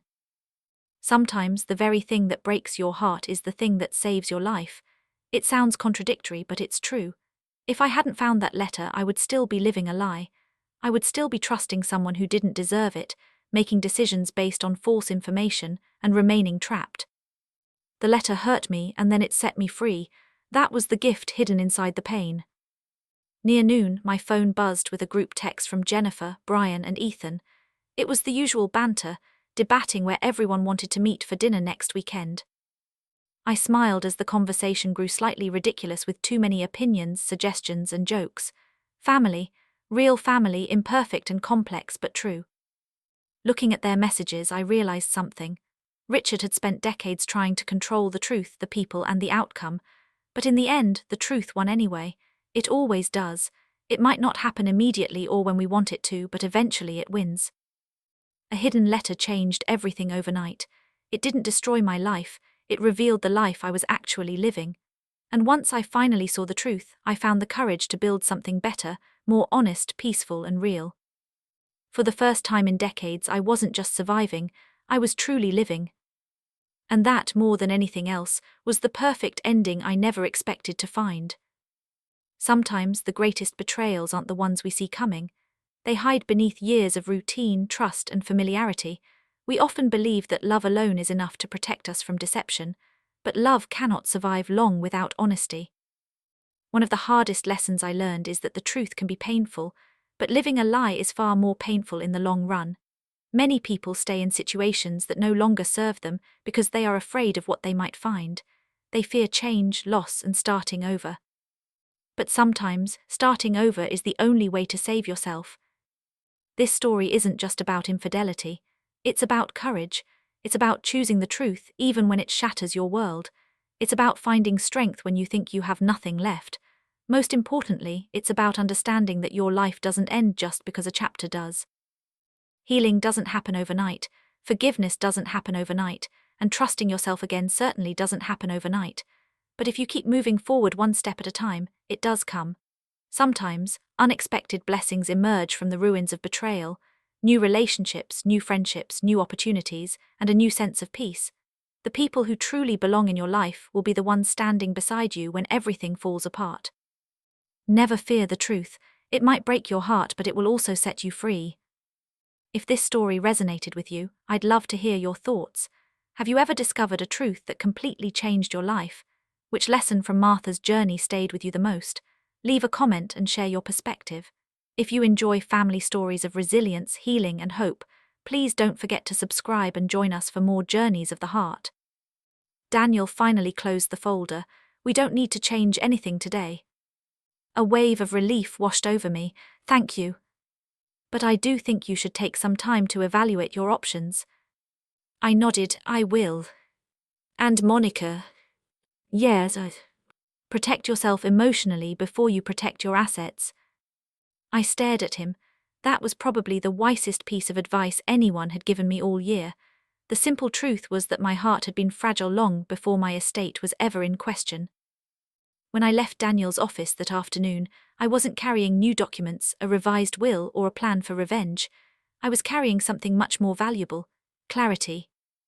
For the first time in my life, I could see the situation clearly, and once you truly see something, you can't pretend you didn't. What I didn't realize at the time was that someone else would soon show me a completely different kind of relationship, one built not on expectations, but on gratitude, not on entitlement, but on genuine kindness. Her name was Grace Walker. After my meeting with Daniel Harper, I spent days trying to clear my head. I went for more walks, read more, and spent less time staring at my phone waiting for Lauren to call. It wasn't easy. For decades my schedule had revolved around others: patients, doctors, co-workers, and family. Now retirement had handed me an unfamiliar companion: time. And when your heart is aching, time can be dangerous. It gives your mind room to wander. Mine kept going back to that restaurant, back to Lauren, and to the painful realization that I had spent years ignoring signs I simply didn't want to see. One rainy Thursday afternoon, while cleaning out a closet, I found an old hospital wristband. Seeing it instantly took me back 2 years to one of the hardest times of my life, a period I hadn't thought about much lately, and the time I met Grace Walker. I was 65, still working full-time, and convinced I was indestructible. Then my body protested. A routine checkup revealed a condition that required surgery. It wasn't life-threatening, but it was serious enough to require a hospital stay and several weeks of recovery. For someone who had spent 40 years caring for patients, becoming one felt wrong. I hated the loss of independence, the need to ask for help, and the vulnerability of lying in a hospital bed. The first night after surgery was especially rough. The pain medication made me groggy, the room felt freezing, and the machines buzzed constantly. Despite being surrounded by medical staff, I felt incredibly alone. Lauren had visited briefly that afternoon, maybe 20 or 30 minutes. She brought flowers, kept checking her phone, told me she had meetings, and left. I didn't blame her at the time. She had a career, a family, and responsibilities. At least that's what I told myself. The next day she didn't show up. On the third day she stayed for 15 minutes. On the fourth she sent a text instead of visiting. Once again I made excuses. Once again I chose to understand. But the truth is, I noticed. You always notice who shows up when you're at your lowest. Around 9 o'clock one evening, a young nurse walked into my room carrying a cup of tea. I remember her clearly: dark brown hair pulled back in a ponytail, tired eyes, and a warm smile. She couldn't have been older than 29. "Can't sleep?" she asked. I gave a weak smile. "Is it that obvious?" "A little." She handed me the mug. "Chamomile." "Thank you." Most nurses would have left right after, not because they didn't care, but because they were incredibly busy. A hospital never stops, but she stayed just for a few minutes. It was long enough to ask how I was really doing, to listen to my answer, and to make me feel like a person instead of just a patient. That was Grace Walker. At the time, I thought she was just exceptional at her job. Later, I realized kindness was simply who she was. Over the next few days, Grace became one of my primary caregivers. When she was on shift, she always checked in on me a few extra times. It never felt intrusive, it felt human. She remembered details. She asked about my grandson, my retirement plans, and my late husband. When I answered, she listened, really listened. One evening, she noticed me staring at a family photo. "Is that your daughter?" she asked. I smiled, "Yes. She's beautiful." "She is." Grace nodded. "You look very proud." "I am," the answer came without hesitation, because despite our issues, I was proud of Lauren. I always would be. Grace sat briefly on the edge of the bed. "My mother passed away when I was 12. The comment caught me off guard. I looked at her. She gave a small shrug. "Car accident." The parallel hit me instantly. Michael had died in a crash too. We talked for a few minutes, not as nurse and patient, but as two women who understood loss. By the end of the conversation, I felt a strange connection to her. It was as if we had skipped the small talk and landed somewhere real. During my recovery, those conversations continued. There was nothing dramatic, just honesty. Grace told me about nursing school, her student loans, working overtime, and trying to build a future. I told her about Lauren, raising a child alone, and the sacrifices that came with motherhood. Sometimes we laughed, sometimes we shared stories, and sometimes we just sat in comfortable silence. Somehow, during one of the most vulnerable moments of my life, Grace made the hospital feel a little less lonely. The contrast between Grace and Lauren didn't register fully in my mind until much later. At the time, I wasn't comparing them. I wasn't keeping score, and I wasn't looking for evidence. I was just grateful. After I was discharged, Grace and I stayed in touch occasionally. Nothing heavy, just a holiday card, a text now and then, and life updates. It was the kind of connection that happens naturally when people genuinely care. Then the unexpected happened. About a year later, Grace asked me to meet her for coffee. She seemed incredibly nervous. Finally, she admitted why. She was struggling financially. It wasn't due to irresponsibility, but the sheer cost of living. Her father had fallen ill, medical bills were piling up, and her student debt was overwhelming. She was considering dropping out of an advanced nursing certification program she desperately wanted to finish. The strain in her voice reminded me so much of myself when I was young, the woman who worked endless shifts just to give Lauren opportunities. After we parted, I went home and thought about our conversation for days. Then I made a personal decision. No one knew, not even Grace. I contacted the certification program and anonymously paid off her remaining tuition balance, every cent. I never expected her to find out, and I certainly didn't want any recognition. Helping others was what I had done my entire career. It felt natural, simple, and right. 3 months later, Grace somehow discovered the truth. I still don't know how she found out, but she called me in tears. "Why did you do that?" she asked. I smiled, "Because someone helped me once too." "No," her voice broke. "You didn't have to do that." She repeated it several times. "You didn't have to." Those words stayed with me because gratitude sounds entirely different from entitlement. When Lauren spoke, she often acted as if support was simply expected. When Grace spoke, she acted as if kindness was a miracle. The difference was more important than I realized at the time. 2 years later, standing in my closet with that hospital wristband in my hand, I finally understood why that memory felt so powerful. It wasn't actually about the surgery, the recovery, or even the friendship itself. It was about perspective. Grace had never asked me for anything, expected anything, or viewed me as an opportunity. She simply appreciated me for who I was. After everything that had happened with Lauren, that realization was impossible to ignore. For the first time in my life, I found myself asking a question I had never dared to voice before. What if family isn't just defined by blood? What if the people who value your heart deserve more consideration than those who simply expect your assets? The thought was uncomfortable, but it lingered. The more I tried to push it away, the harder it became to ignore, because while Lauren seemed increasingly interested in my estate, Grace had always been interested in me. And very soon, another series of events would make that difference completely impossible to overlook. After my meeting with Daniel and remembering Grace, I made a promise to myself. I wouldn't jump to conclusions, and I wouldn't assume the worst. Most importantly, I would give Lauren every chance to prove me wrong. Part of me desperately wanted to be wrong. What mother wants to believe her child views her as an estate rather than a person? I didn't, not after loving that child for 42 years. So I decided to observe rather than react. I wouldn't accuse, I wouldn't confront, and I wouldn't mention the conversation outside the restaurant. I would just watch quietly. Sometimes, when you stop looking away, the truth reveals itself. The first sign came less than a week later. Lauren called me on a Tuesday afternoon. That wasn't unusual, but the length of the call was. Typically our conversations lasted 5 to 10 minutes. This one went on for nearly 40. At first I felt hopeful. Maybe she missed me, maybe she wanted to reconnect, maybe I had misjudged the entire situation. We talked about Noah's baseball season, the weather, retirement, and my garden, normal topics. Then the conversation shifted subtly, almost imperceptibly. So, Lauren said casually, have you decided what you're doing with all your retirement accounts? I paused. The question sounded innocent enough, but after everything it stood out instantly. Not yet. You should probably get all of that organized. I will. Another pause. What about the cabin? There it was, the cabin again. I forced my voice to sound relaxed. What about the cabin?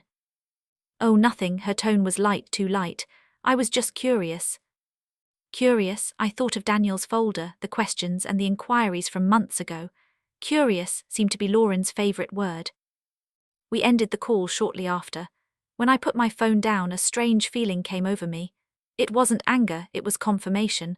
A tiny piece of the puzzle falling into place. A single conversation didn't mean anything, but a pattern did, and a pattern was beginning to emerge. Over the next 2 weeks the calls kept coming, much more frequently than before. Every few days, sometimes even daily. On the surface it looked like attentiveness, a daughter checking in on her retired mother. Any outsider looking in would have found it touching. I almost did too, until I started paying attention to what she was actually asking. Questions about my health, followed by questions about insurance. Questions about my house, my investments, legal documents, taxes, and the cabin. Always the cabin. The conversations always looped back. Like a compass finding north. One afternoon, she called while I was out shopping. Mom, have you ever thought about adding someone's name to your accounts, just for convenience? The question made me stop in the middle of the grocery aisle. For convenience? Yeah, she laughed. You know, just in case anything ever happens. In case anything ever happens. Another innocent phrase carrying a heavy meaning. I looked at the rows of cereal boxes, considering my response. I hadn't really thought about it. You should. Why? Because it would make things much easier. Easier for whom? I didn't ask the question out loud. I already knew the answer. I mentioned the conversation to Patricia that night over dinner at my house. She listened quietly, then set her fork down. Monica. Yes, you see it now, don't you? I sighed, maybe. No, her voice was gentle. You see it. Patricia had never disliked Lauren. In fact, she had always been supportive of her, which made her opinion harder to ignore. I don't want to believe it.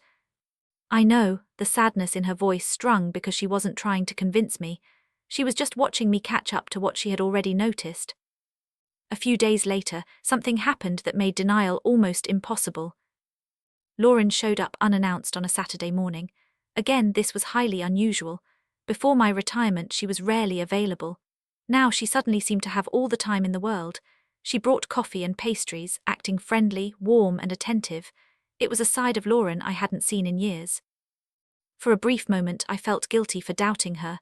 Maybe I was being paranoid. Maybe I had let one painful conversation warp my view of everything. Then we sat down in the living room, and within 20 minutes she brought up the paperwork again. I can help you get those documents organized. I smiled. That's sweet, but I've got a handle on it for now. Sure, she laughed, but it's a lot of stuff. Then her eyes drifted toward my desk, right next to the filing cabinet, the one holding my financial records, legal documents, and property information. The look lasted only a second, but I caught it because I was watching now, very closely. Later that afternoon, after Lauren left, I opened the filing cabinet. Everything appeared untouched, yet I felt a strange protective instinct. It wasn't about the papers themselves, but what they represented: independence, control, and choice. For decades I had given unconditionally: money, time, energy, and support. Now, for the first time in my life, I was questioning whether that generosity had been mistaken for an obligation. The following week brought another surprise: a text message, a very specific one. "Lauren, do you still have the original deed to the cabin?" I stared at my phone, reading the message twice, then a third time. Not because it was complex, but because it was impossible to misunderstand. I typed slowly. "Monica, why do you ask?" Her reply came instantly. "Lauren, just curious." Curious again, the same word, the same pattern, the same focus. In that moment something shifted inside me. It wasn't dramatic or angry. It was quiet, like ice melting before anyone notices. I realized I didn't need to wait for proof anymore. The evidence was accumulating on its own. Question after question, conversation after conversation, topic after topic, always leading back to assets, ownership, and things that would eventually belong to her, or so she assumed. That night I created a folder on my laptop. Nothing fancy, just a simple folder. Inside I saved screenshots of text messages, dates, conversation logs, and notes. I did it not because I planned to use them, but because I needed a record, something objective and factual. Daniel's words echoed in my mind: ask questions before making decisions, look at facts before reaching conclusions. So I gathered facts, more for my own peace of mind than anything else. A few days later another call came. This time Lauren sounded unusually enthusiastic. "Mom, I have an idea." I felt an immediate sense of unease. "What idea?" "We should get together and go through all your paperwork." There it was, direct, no longer hidden behind casual questions. "No rush," she added quickly, "but it would be a smart move." Smart, practical, convenient, efficient. The vocabulary kept changing, but the destination remained the same. For the first time in my life I decided to stop pretending, at least not entirely. "I appreciate the offer." A brief silence followed. Then she asked, "But..." I smiled sadly. "But I think I've got it handled for now." The silence grew longer, much longer. When she finally spoke again, her voice sounded different. It wasn't anger, it was disappointment. The exact same disappointment I had heard when she opened the memory box. The realization chilled me because it suggested a painful truth. Perhaps the memory box wasn't an isolated incident. Perhaps it was simply the first crack in a mask she was finding harder to maintain. When the call ended, I found myself staring out the living room window. The sun was setting, filling the sky with orange and gold. It was beautiful and peaceful, yet I couldn't shake a growing sense of dread. Because Lauren's questions were becoming more frequent, more direct, and more focused. Deep down I had an uneasy feeling that she wasn't done, not by a long shot. Something bigger was coming, something that would reveal exactly how far she was willing to go. The invitation arrived on a Thursday afternoon, a simple text message from Lauren. "Lauren, let's do dinner this Saturday, Mom. Just you, me, and Ethan. We'd love to catch up." I stared at the screen longer than necessary. Under different circumstances, the message would have made me happy. A family dinner, quality time, connection, everything I had hoped retirement would bring. But things weren't different. Reality was reality, and this reality made me cautious. Still, I accepted. I did it not because I trusted the situation, but because I wanted to understand it. Saturday evening arrived, clear and warm. Lauren and Ethan lived in a beautiful suburb of Cincinnati, the kind of neighborhood with perfectly manicured lawns and expensive SUVs in every driveway. When I arrived, Ethan greeted me warmly as always. "Great to see you, Monica." "Good to see you too, Ethan." He hugged me, a genuine, unhurried hug. One of the reasons I liked Ethan so much was that he never made me feel like an obligation. A few minutes later, Lauren appeared, smiling and friendly, exceptionally friendly, in fact. She kissed my cheek, asked how I had been, and handed me a drink. The entire evening felt strangely polished, as if everyone were playing a part in a script, especially Lauren. Dinner itself was pleasant at first. We talked about Noah's upcoming school year, vacation plans, local news, and the weather. Safe, comfortable topics. Lauren laughed more than usual, complimented my outfit, and asked about my retirement. Any onlooker would have seen a loving family sharing a nice meal. But beneath the surface, I felt a tension. It wasn't visible, but rather an expectation, as if everyone was waiting for something. About 45 minutes into dinner, I found out what they were waiting for. Lauren stood up and disappeared into another room. When she returned, she was holding a large folder. My stomach tightened instantly. There it was, the moment I had been anticipating, the thing I had been dreading. She sat down, placed the folder on the table, and smiled. "I wanted to talk to you about some things." Of course she did. I glanced at Ethan. His expression shifted immediately, subtle but noticeable. It was almost as if he knew what was coming and wasn't entirely comfortable with it. Lauren opened the folder to reveal documents, neatly organized, prepared in advance. That detail was important. It meant this wasn't spontaneous. It was planned, carefully planned. "Mom," she began, "I've been thinking a lot about the future lately." The future, always the future. I remained silent, listening. She continued, "I know you're in great health." "Thank you." "I mean it," she smiled, "but it's important to be prepared for things." There was that word again: prepared, planning, organizing, practical. The vocabulary never changed, only the packaging did. Lauren slid several pages toward me. "I spoke with someone who specializes in estate organization." Estate organization. Interesting, very interesting. I looked down. The documents looked professional, legally binding, and highly complex, the kind of paperwork most people wouldn't fully understand at a glance. Fortunately, I wasn't most people. I had spent the preceding weeks talking to Daniel Harper, and Daniel had taught me one valuable lesson: read everything, every word, every page, every clause, no exceptions. So I did. The room fell quiet as I slowly reviewed the first document, then the second, and then the third. The deeper I read, the colder I felt. This wasn't estate organization at all. It was an asset transfer, a transfer of current ownership, not after my passing but now. The language was clear: property rights, joint ownership structures, asset management authority, and beneficiary modifications. It wasn't outright theft, there was nothing illegal about it. It wasn't that obvious, but it was absolutely a transfer of control from me to Lauren. I kept reading as Lauren watched me closely, like a student waiting for an exam grade. Finally, I looked up. "What exactly is this?" Her smile flickered just for a second. "Just some documents." I almost laughed. Just some documents. The phrasing was ridiculous. Documents for what? She leaned forward. "To make things easier down the road." Easier down the road. I set the pages down. For several seconds, no one spoke. Then Ethan cleared his throat. The sound startled me because he looked incredibly uncomfortable. Lauren shot him a warning glance, quick, but I caught it. Apparently Ethan caught it too, and he looked away. "Interesting, very interesting." I turned back to Lauren. "Why now?" The question seemed simple, yet she struggled to find an answer. "Because it's a smart move." "That's not an answer." Another pause followed, then she tried again. "Because eventually we all have to deal with these things." Eventually, there it was, the word that exposed everything. The future she kept talking about, the future where my assets became hers, the future she seemed increasingly eager to organize. I calmly folded my hands. Decades of nursing had taught me that when you stay calm, people reveal more. Anger closes conversations, silence opens them, so I stayed very calm. "Lauren."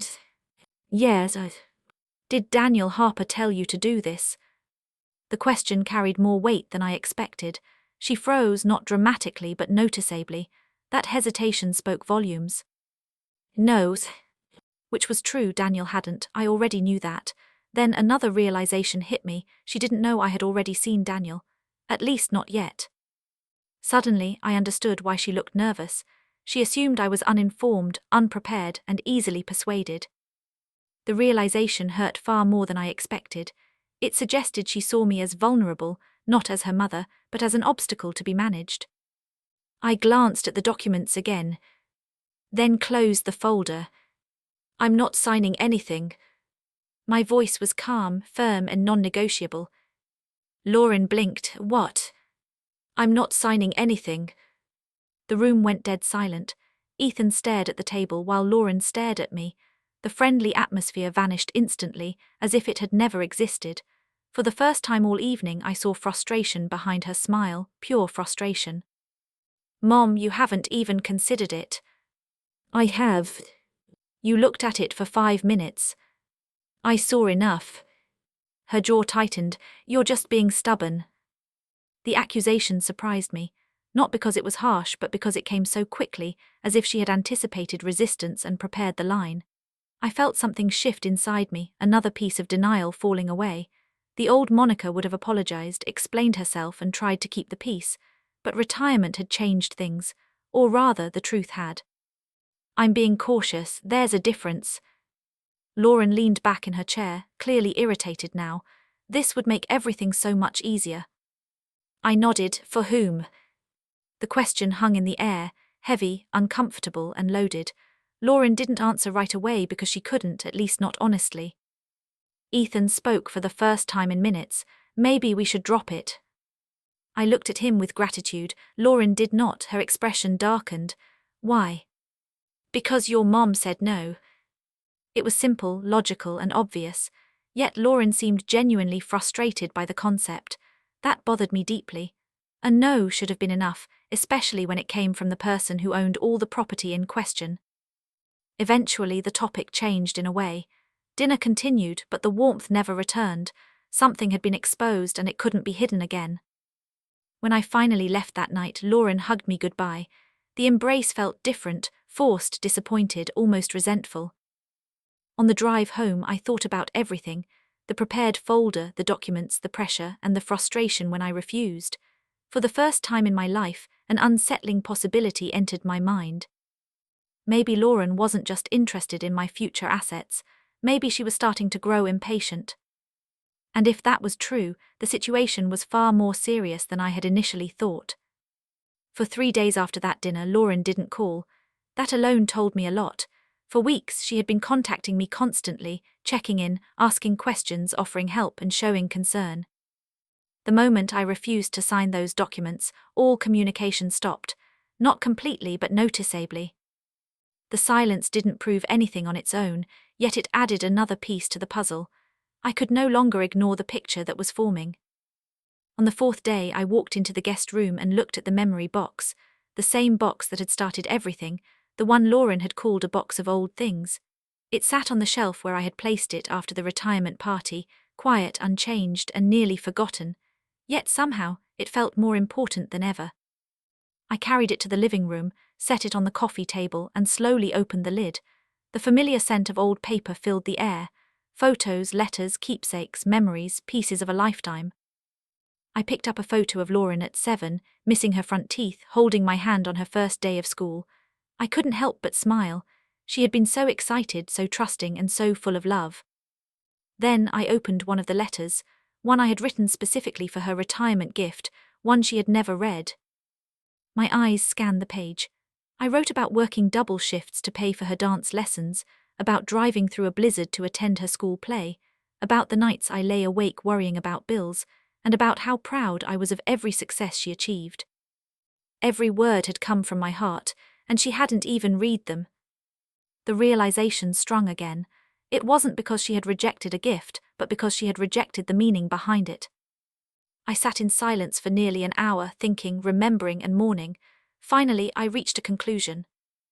The memory box had failed, at least in the way I had intended.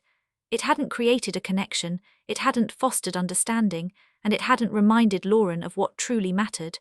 Perhaps that was because she had never actually looked inside. Suddenly, I knew exactly what I had to do. The next morning I wrote a letter. It wasn't long, just a single page. Simple, honest, and direct. There was no anger, no accusations, and no insults, just the truth. When I finished, I placed the letter inside the memory box and closed the lid. An hour later, I drove to a shipping center and mailed it to Lauren. There was no explanation, no warning, and nothing else, just the box and the letter. The package arrived the following afternoon. I knew because less than an hour later, Lauren called. The moment I saw her name on my phone, I knew she had opened it. I answered calmly, "Hello." "Mom," her voice sounded tense, very tense. "Did you send me the memory box?" "Yes." Silence followed, a long silence, then why? I looked out the kitchen window. The autumn leaves were starting to turn orange, gold, and red. It was beautiful but fleeting. The answer felt strangely similar. "Because it belongs to you." Another silence, then Lauren asked, "What is this letter supposed to mean?" I already knew which part had upset her. The letter was only a few paragraphs long, but one sentence stood out above the rest. "Monica, you showed me exactly how much my love is worth to you." The phrase had clearly hit its mark. "What part is confusing?" I asked gently. Her frustration immediately surfaced. "Mom." I waited. "You know what I meant." Yes, I did, but I wanted her to say it. "I don't understand why you're acting like this."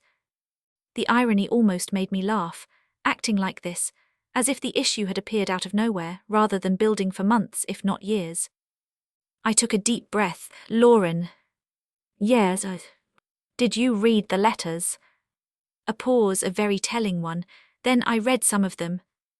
"Sam, not all, of course." I nodded, even though she couldn't see me. "Did you read the one about your college graduation?" "No." "The one about your father?" "No." "The one about Noah?" "No." Silence, the answers said everything. She still wasn't interested in the memories. She was interested in the conflict, not the meaning. Eventually she spoke again. "You hurt my feelings." The statement surprised me, not because it was impossible but because it felt backward. I almost asked if she understood what she had done to my feelings. Instead, I chose honesty. "You hurt mine first." The silence that followed felt heavier than any argument because it contained a truth neither of us could escape. When Lauren finally spoke again, her voice had softened slightly. "I didn't mean to." I believed that, at least in part. Cruelty isn't always intentional. Sometimes it's selfishness, sometimes it's entitlement, and sometimes it's just carelessness. But the result is just as painful. "I know." Another pause, then she asked a question that changed the entire direction of the conversation. "Is this about the paperwork?" There it was, not the letters, not the photos, and not the retirement party. The paperwork, the assets, the ownership, the things she actually cared about. My heart sank again. Even now she still didn't understand. "No." "Then what is it about?" I looked at the empty chair across from me, the one Michael used to sit in, the one that had been empty for decades. Suddenly the answer was very clear. "It's about value." "What is that supposed to mean?" "It means I spent weeks creating something with my heart." Silence. "And you looked at it for less than a minute." I heard her breathing, nothing else. "All you saw was a box of old things." Another silence, this one longer, painful but necessary. Finally Lauren sighed. "I think you're overreacting." The words hit harder than I expected. Not because they were cruel, but because they revealed how little she understood, or perhaps how unwilling she was to try. The conversation ended shortly after. There was no shouting or insults, just distance, the emotional distance that occurs when two people stand in completely different realities. After hanging up, I sat quietly for a few minutes. Then my phone rang again. This time it was Ethan. I answered, "Hello." "Monica," his voice sounded hesitant, almost nervous. "Hey, Ethan. Hope I'm not bothering you." "No, you're fine." A brief pause, and then he surprised me. "I read the letters." I closed my eyes. For a moment I couldn't speak. Those few words meant more than he could know. Someone had actually read them. Someone had taken the time. "I see. They're beautiful, Monica." My chest tightened with emotion. "Thank you." Another pause. And then Ethan said something I will never forget. "Lauren doesn't understand what those letters cost you." The cost, not money, not property, and not assets. The emotional toll, the sacrifice, and the love. Finally, someone understood. For the first time since the retirement party, I felt seen, truly seen. But the conversation also confirmed an unsettling truth. If Ethan could understand the value of the memory box, why couldn't Lauren? The answer frightened me, because I was beginning to suspect this wasn't a misunderstanding at all. It was a choice. And if that was true, the decisions I needed to make next were becoming much clearer. 3 days after my conversation with Ethan, I found myself sitting in Daniel Harper's office once again. This time I wasn't there to look for answers, I was there to make decisions. The difference was important. The first meeting was about figuring out what was happening. This second one was about deciding what to do about it. Daniel greeted me with his usual calm, professional demeanor, but the moment he saw my expression, he knew something had changed. "You've made up your mind," he said. "It wasn't a question." I nodded, "Pretty much." He pointed to the chair across from his desk. "Tell me." I sat down. For a few seconds I stared at the folder in my lap containing notes, financial statements, property information, and most importantly, clarity. Weeks ago my actions had been driven by emotion. Now they were driven by reality. The difference was night and day. "I don't want to punish Lauren." Daniel nodded. "Good. I mean it. I know." I took a deep breath, but I don't want to reward behavior that hurts people either. The words felt strange coming out of my mouth, not because they weren't true, but because I had spent most of my life doing the exact opposite, making excuses, forgiving too quickly, giving without boundaries, and shielding people from consequences. Especially Lauren. Daniel remained silent, allowing me to continue. "I keep asking myself the same question. What's that? If I weren't her mother, would I accept this from anyone?" The answer came instantly. No, absolutely not. I would never tolerate that behavior from a friend, a coworker, a neighbor, or anyone else. Yet being a mother had convinced me to accept things I wouldn't tolerate anywhere else. The realization was painful but necessary. Daniel leaned forward slightly. "What do you want your estate to reflect?" The question caught me off guard. He didn't ask who, he asked what. The distinction was important because he wasn't asking where the money should go. He was asking what values should guide the decision. I thought about it carefully. Finally I answered, "Gratitude." He nodded. "What else?" "Compassion." He nodded again. "Anything else?" I smiled sadly. "People who genuinely care about others." The room went quiet, not an uncomfortable silence but a thoughtful one. Then Daniel opened a notepad. "Let's start here." Over the next 2 hours we reviewed every asset under my name. The house, the cabin, the investment accounts, the retirement funds, savings, and insurance policies. For years, almost everything had been destined for Lauren. Now I was rethinking that arrangement. It wasn't because I didn't love my daughter anymore, that would never happen. But love and accountability are not opposites. At least they shouldn't be. As we went through the numbers, I found myself thinking of Grace, her gratitude, her kindness, and the way she had treated me when there was absolutely nothing in it for her. Then I thought of the nursing profession, the career that had shaped my life, the young nurses struggling under heavy student debt, the future caregivers who would one day look after people like me. An idea slowly began to form, and by noon it had become a plan. Daniel looked at his notes. "You want to set up a scholarship fund?" "Yes." "For nursing students?" "Yes." The answer felt right, deeply right, almost instantly. This money would create opportunities, real opportunities, just as someone had once created them for me. Daniel took down the details. "What amount are you considering?" I gave him a number. He raised his eyebrows, not because it was outrageous but because it was a significant sum. I nodded. "I've thought it through." "I can see that." Then came the next decision, one that surprised even me. "I want to include Grace." Daniel looked up. "The nurse?" "Yes." He waited for me to explain, so I did. The surgery, the friendship, the certification course, her gratitude and her compassion. All of it. When I finished, Daniel smiled. "She sounds like an extraordinary person." She is. The response came quickly because it was the absolute truth. We discussed several options and eventually settled on an amount that was meaningful but reasonable, enough to help, but not enough to invite legal disputes. The decision felt balanced and fair. Then came another thought, one that had been quietly growing in the back of my mind. There was a local non-profit organization that helped seniors who were financially exploited by relatives. I occasionally volunteered there. The stories were heartbreaking: manipulated parents, pressured grandparents, and widows persuaded to sign over assets, losing their independence because they trusted the wrong family members.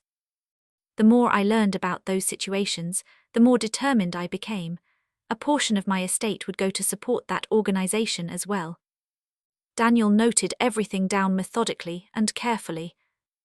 Then we reached the hardest topic: Lauren, my daughter, the little girl I had spent decades loving, the woman who had broken my heart but whom I still loved desperately. What about her? Daniel asked gently. The question hung in the air, heavy, complex, and painful. I looked down at my hands. For a moment I saw my younger self, the tired widow working hospital shifts, the mother sacrificing everything for her child. Then I saw the present, the eye roll, the paperwork, the conversations, and the entitlement. Both versions existed, and I couldn't ignore either of them. Finally I spoke. I don't want to disinherit her. Daniel nodded slowly. I think he had expected that answer. Despite everything, I was still not interested in revenge or cruelty. I was interested in the truth. The truth was that Lauren was still my daughter. That would never change, but the consequences of her choices wouldn't either. I want her to have something meaningful. Daniel waited. Then I said the words that surprised both of us. The memory box. His expression softened. The original one. Yes, I smiled sadly. And the letters inside. We both understood the irony. The very item she had dismissed, the one she deemed worthless and barely looked at, would become the most personal part of her inheritance. It wasn't to punish her, but to give her one final chance to understand. One last chance to see me, truly see me. Then I added another condition, one Daniel found unusual but legally sound. A personal letter to be delivered with the memory box. A letter explaining every decision, every reason, and every lesson. No anger, no resentment, just honesty. The kind of letter a mother writes when she still hopes her child might learn something. Daniel finally leaned back, closing the folder. How do you feel? The question caught me off guard. I thought about it for a moment, then gave him the only honest answer I had. At peace. And I truly was. For the first time since my retirement party, I felt a quiet settling in my chest. It wasn't happiness or even a sudden burst of relief. It was peace, because these choices reflected my values rather than my anger or disappointment. They were my values, and that distinction made all the difference. Before I left, Daniel reviewed the preliminary framework one last time. The nursing scholarship, the provision for Grace, the senior advocacy group, the educational fund for Noah, and Lauren's modified share. Everything was balanced, intentional, and meaningful. As I stood up to leave, Daniel made one final observation. You know, Monica, most people change their wills out of anger. I smiled. And me. I think you changed yours because you finally started being honest with yourself. Those words stayed with me the entire drive home. He was right. This had nothing to do with punishment. It was about honesty. Being honest about who showed up for me when I needed it most. Being honest about what truly mattered. Being honest about the legacy I wanted to leave behind. Lauren didn't know what I had done yet, but I knew one thing with absolute certainty. When she finally found out, it would change everything. The confrontation came much sooner than I expected. Less than 2 weeks after my meeting with Daniel, Lauren realized something had changed. To this day. I don't know exactly how she found out. Maybe she contacted another lawyer, maybe she noticed a document, or maybe she just felt herself losing control over a situation she thought she owned. Whatever the reason, she called me on a Tuesday morning. The second I answered, I knew this wasn't a normal call. Mom, her voice was sharp, tight, and angry. I set my coffee cup down. Good morning to you too. Did you change your will? Straight to the point, no small talk, no pleasantries. I stared out the kitchen window for a few seconds. I wasn't struggling for an answer, but I was struck by the question itself. Most people would ask how their mother was doing. Lauren was asking about legal documents. Why do you ask? Because I heard you went to see Daniel. Interesting, very interesting. I did. Did you change it? I could have lied. I could have avoided the confrontation. But I was tired of running, tired of pretending, and tired of sacrificing my own peace of mind to protect everyone else's comfort. Yes. The silence lasted only a second before the storm broke. What is wrong with you? I actually pulled the phone away from my ear, not because she was shouting, but because I couldn't believe the words coming out of her mouth. Excuse me. Why would you do that? I took a slow, deep breath. Lauren. No, she snapped. I want an answer. The sheer entitlement of her anger was staggering. It wasn't that this was the first time she had acted this way, but it had finally reached a point where it could no longer be ignored. She wasn't asking why I had made a decision. She was demanding I defend my right to make one at all. There was a massive difference. Do you want to come over? I asked quietly. What? We should talk about this in person. The suggestion caught her off guard. I could hear it in her breath. Perhaps she expected defensiveness, guilt, or excuses. Instead, I was offering a conversation, a real one. After a brief pause, she agreed. 3 hours later, Lauren pulled into my driveway. She was alone, no Ethan, no Noah, just Lauren. The moment she walked through the door, I could see the fury radiating off her. It wasn't disappointment or hurt, it was raw anger. Her jaw was clenched, her posture rigid, and her eyes burned with frustration. I was suddenly reminded of the little girl who used to throw tantrums when she didn't get her way. The resemblance was unsettling. We sat opposite each other in the living room. At first, neither of us spoke. Finally, Lauren broke the silence. How much did you change? I blinked. No hello, no how are you, no can we talk. Just how much did you change? I almost laughed. It wasn't funny, but it was incredibly telling. I don't think that's the right place to start this conversation. Then where should we start? I leaned back. Why are you so upset? The question was simple and her answer was direct. Because it isn't fair.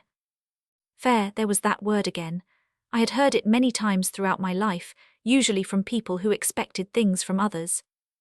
What isn't fair? That I made decisions regarding my own property. She stared at me, frustrated. I'm your daughter. Yes, you are, and... The conversation paused. For a brief second, I saw a flicker of uncertainty on her face before the anger returned. I've always been your beneficiary. An interesting choice of words, beneficiary, not daughter, not family, beneficiary. The distinction broke my heart. You know, I said softly, when you were 8 years old you told someone you were proud to be my daughter. She rolled her eyes, a genuine, dismissive eye roll, just like the one at my retirement party. We aren't talking about when I was 8. No, we aren't, I agreed. We're talking about now. The room fell quiet, then Lauren leaned forward. Did you give my inheritance to someone else? The bluntness of the question was shocking.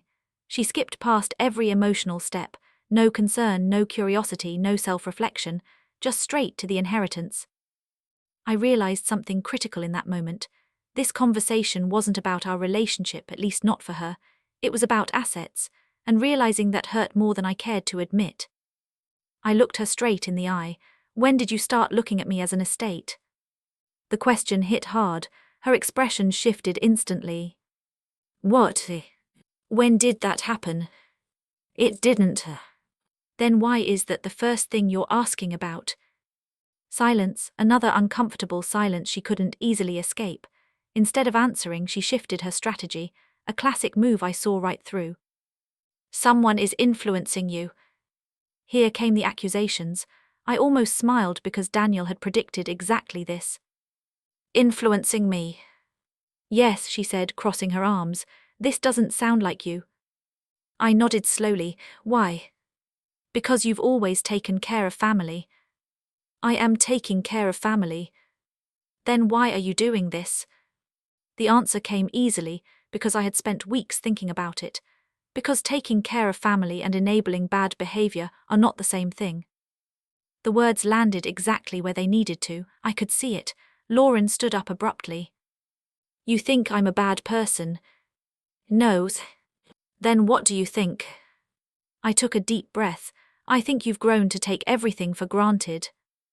The air in the room turned cold.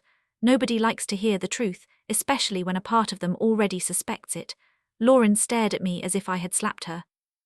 Then her face hardened. What about Grace? There it was, the name, the first time she had spoken it. I kept my voice calm. What about her? I know she's behind this.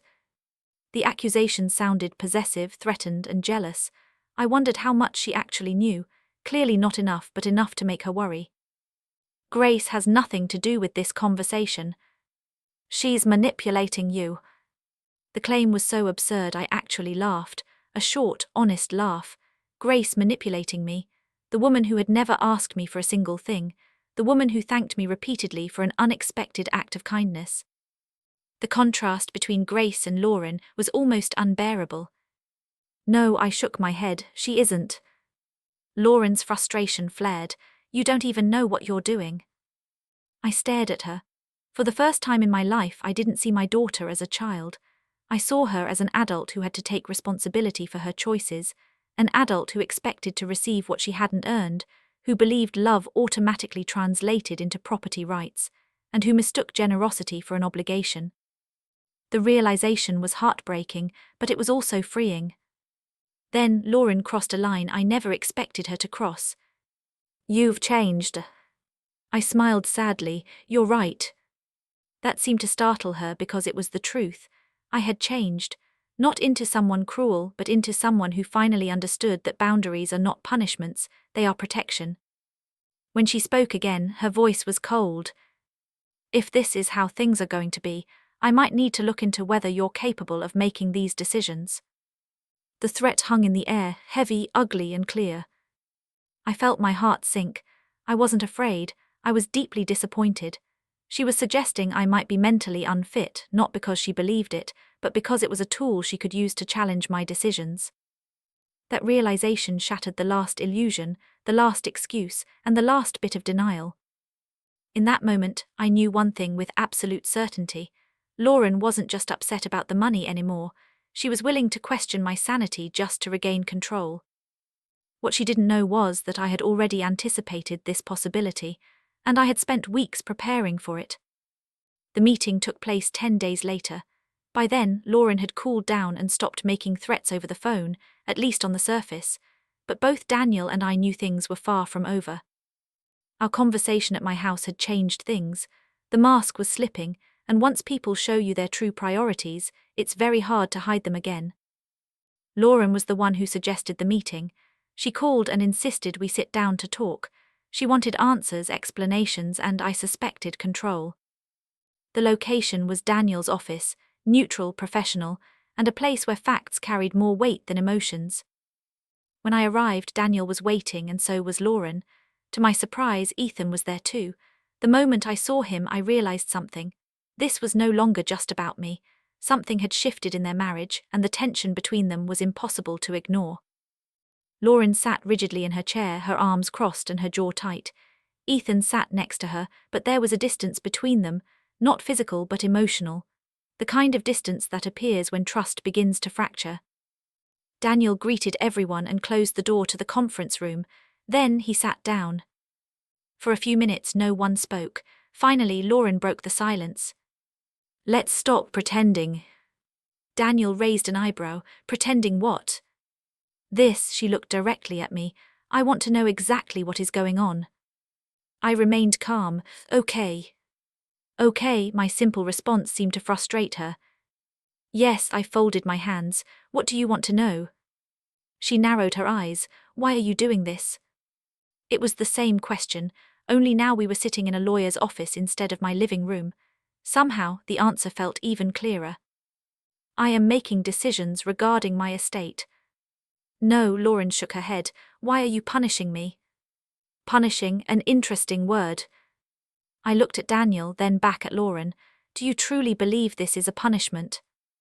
Yes, the answer came too quickly, as if rehearsed.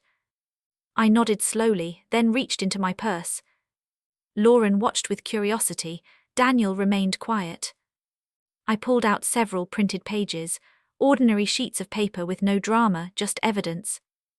The first page was a screenshot of her text asking about the cabin deed.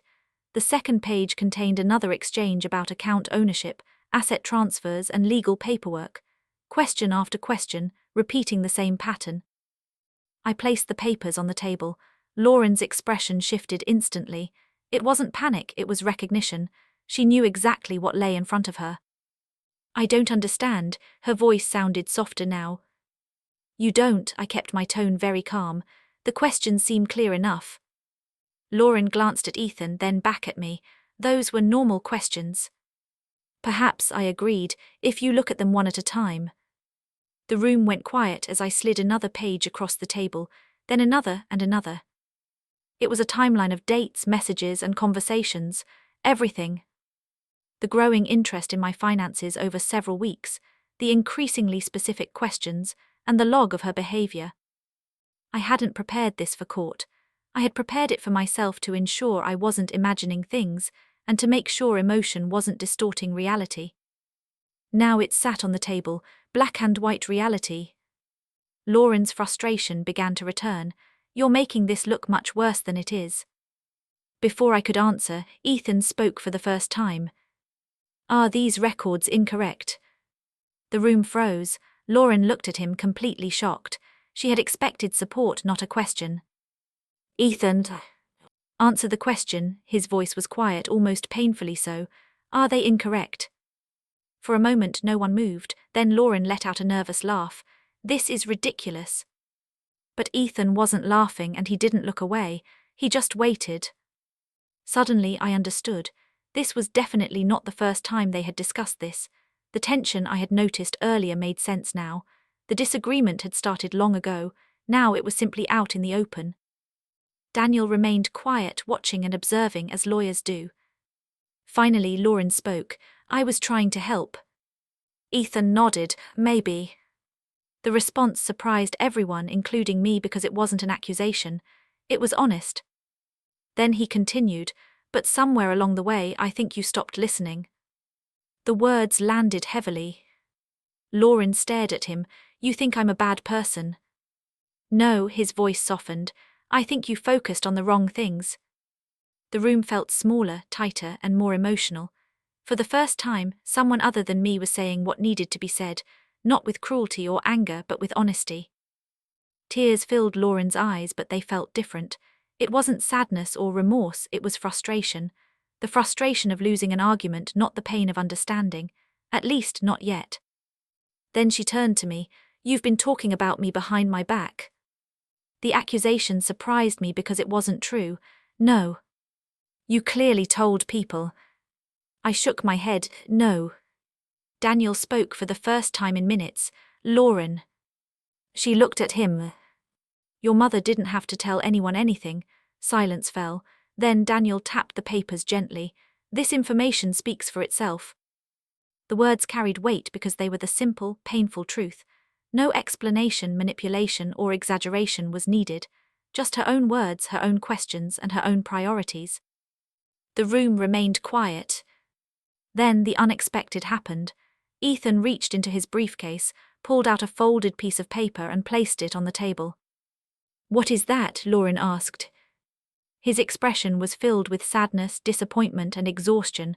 I read the letters. The memory box, the letters, the gift she had dismissed. Lauren looked confused. What does that have to do with this? Everything, it had to do with everything. Ethan looked straight at her. Because I finally understood what your mother was trying to give you. The silence that followed felt endless. I could barely breathe, not because of the conflict but because someone finally understood. Ethan continued, you thought she was giving you property, his voice remained calm, but she was giving you herself.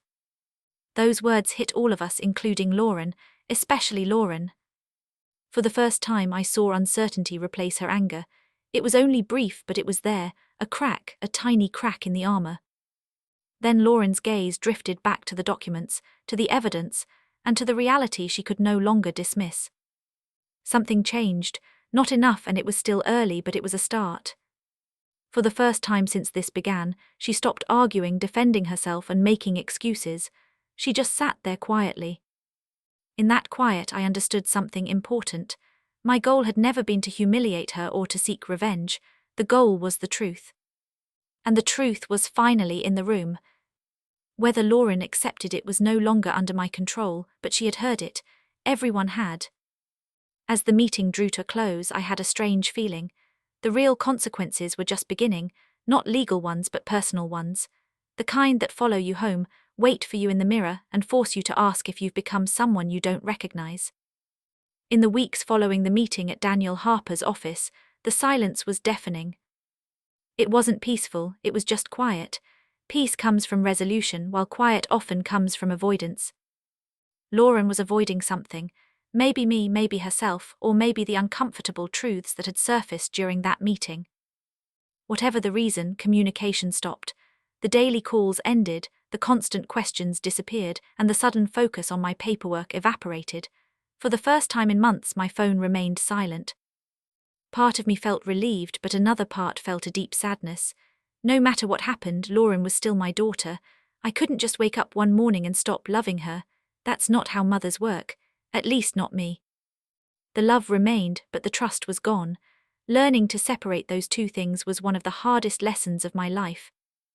A few days after the meeting, Ethan called.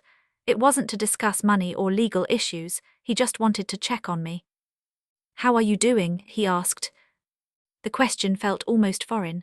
So many recent conversations had revolved around conflict that this simple kindness caught me off guard.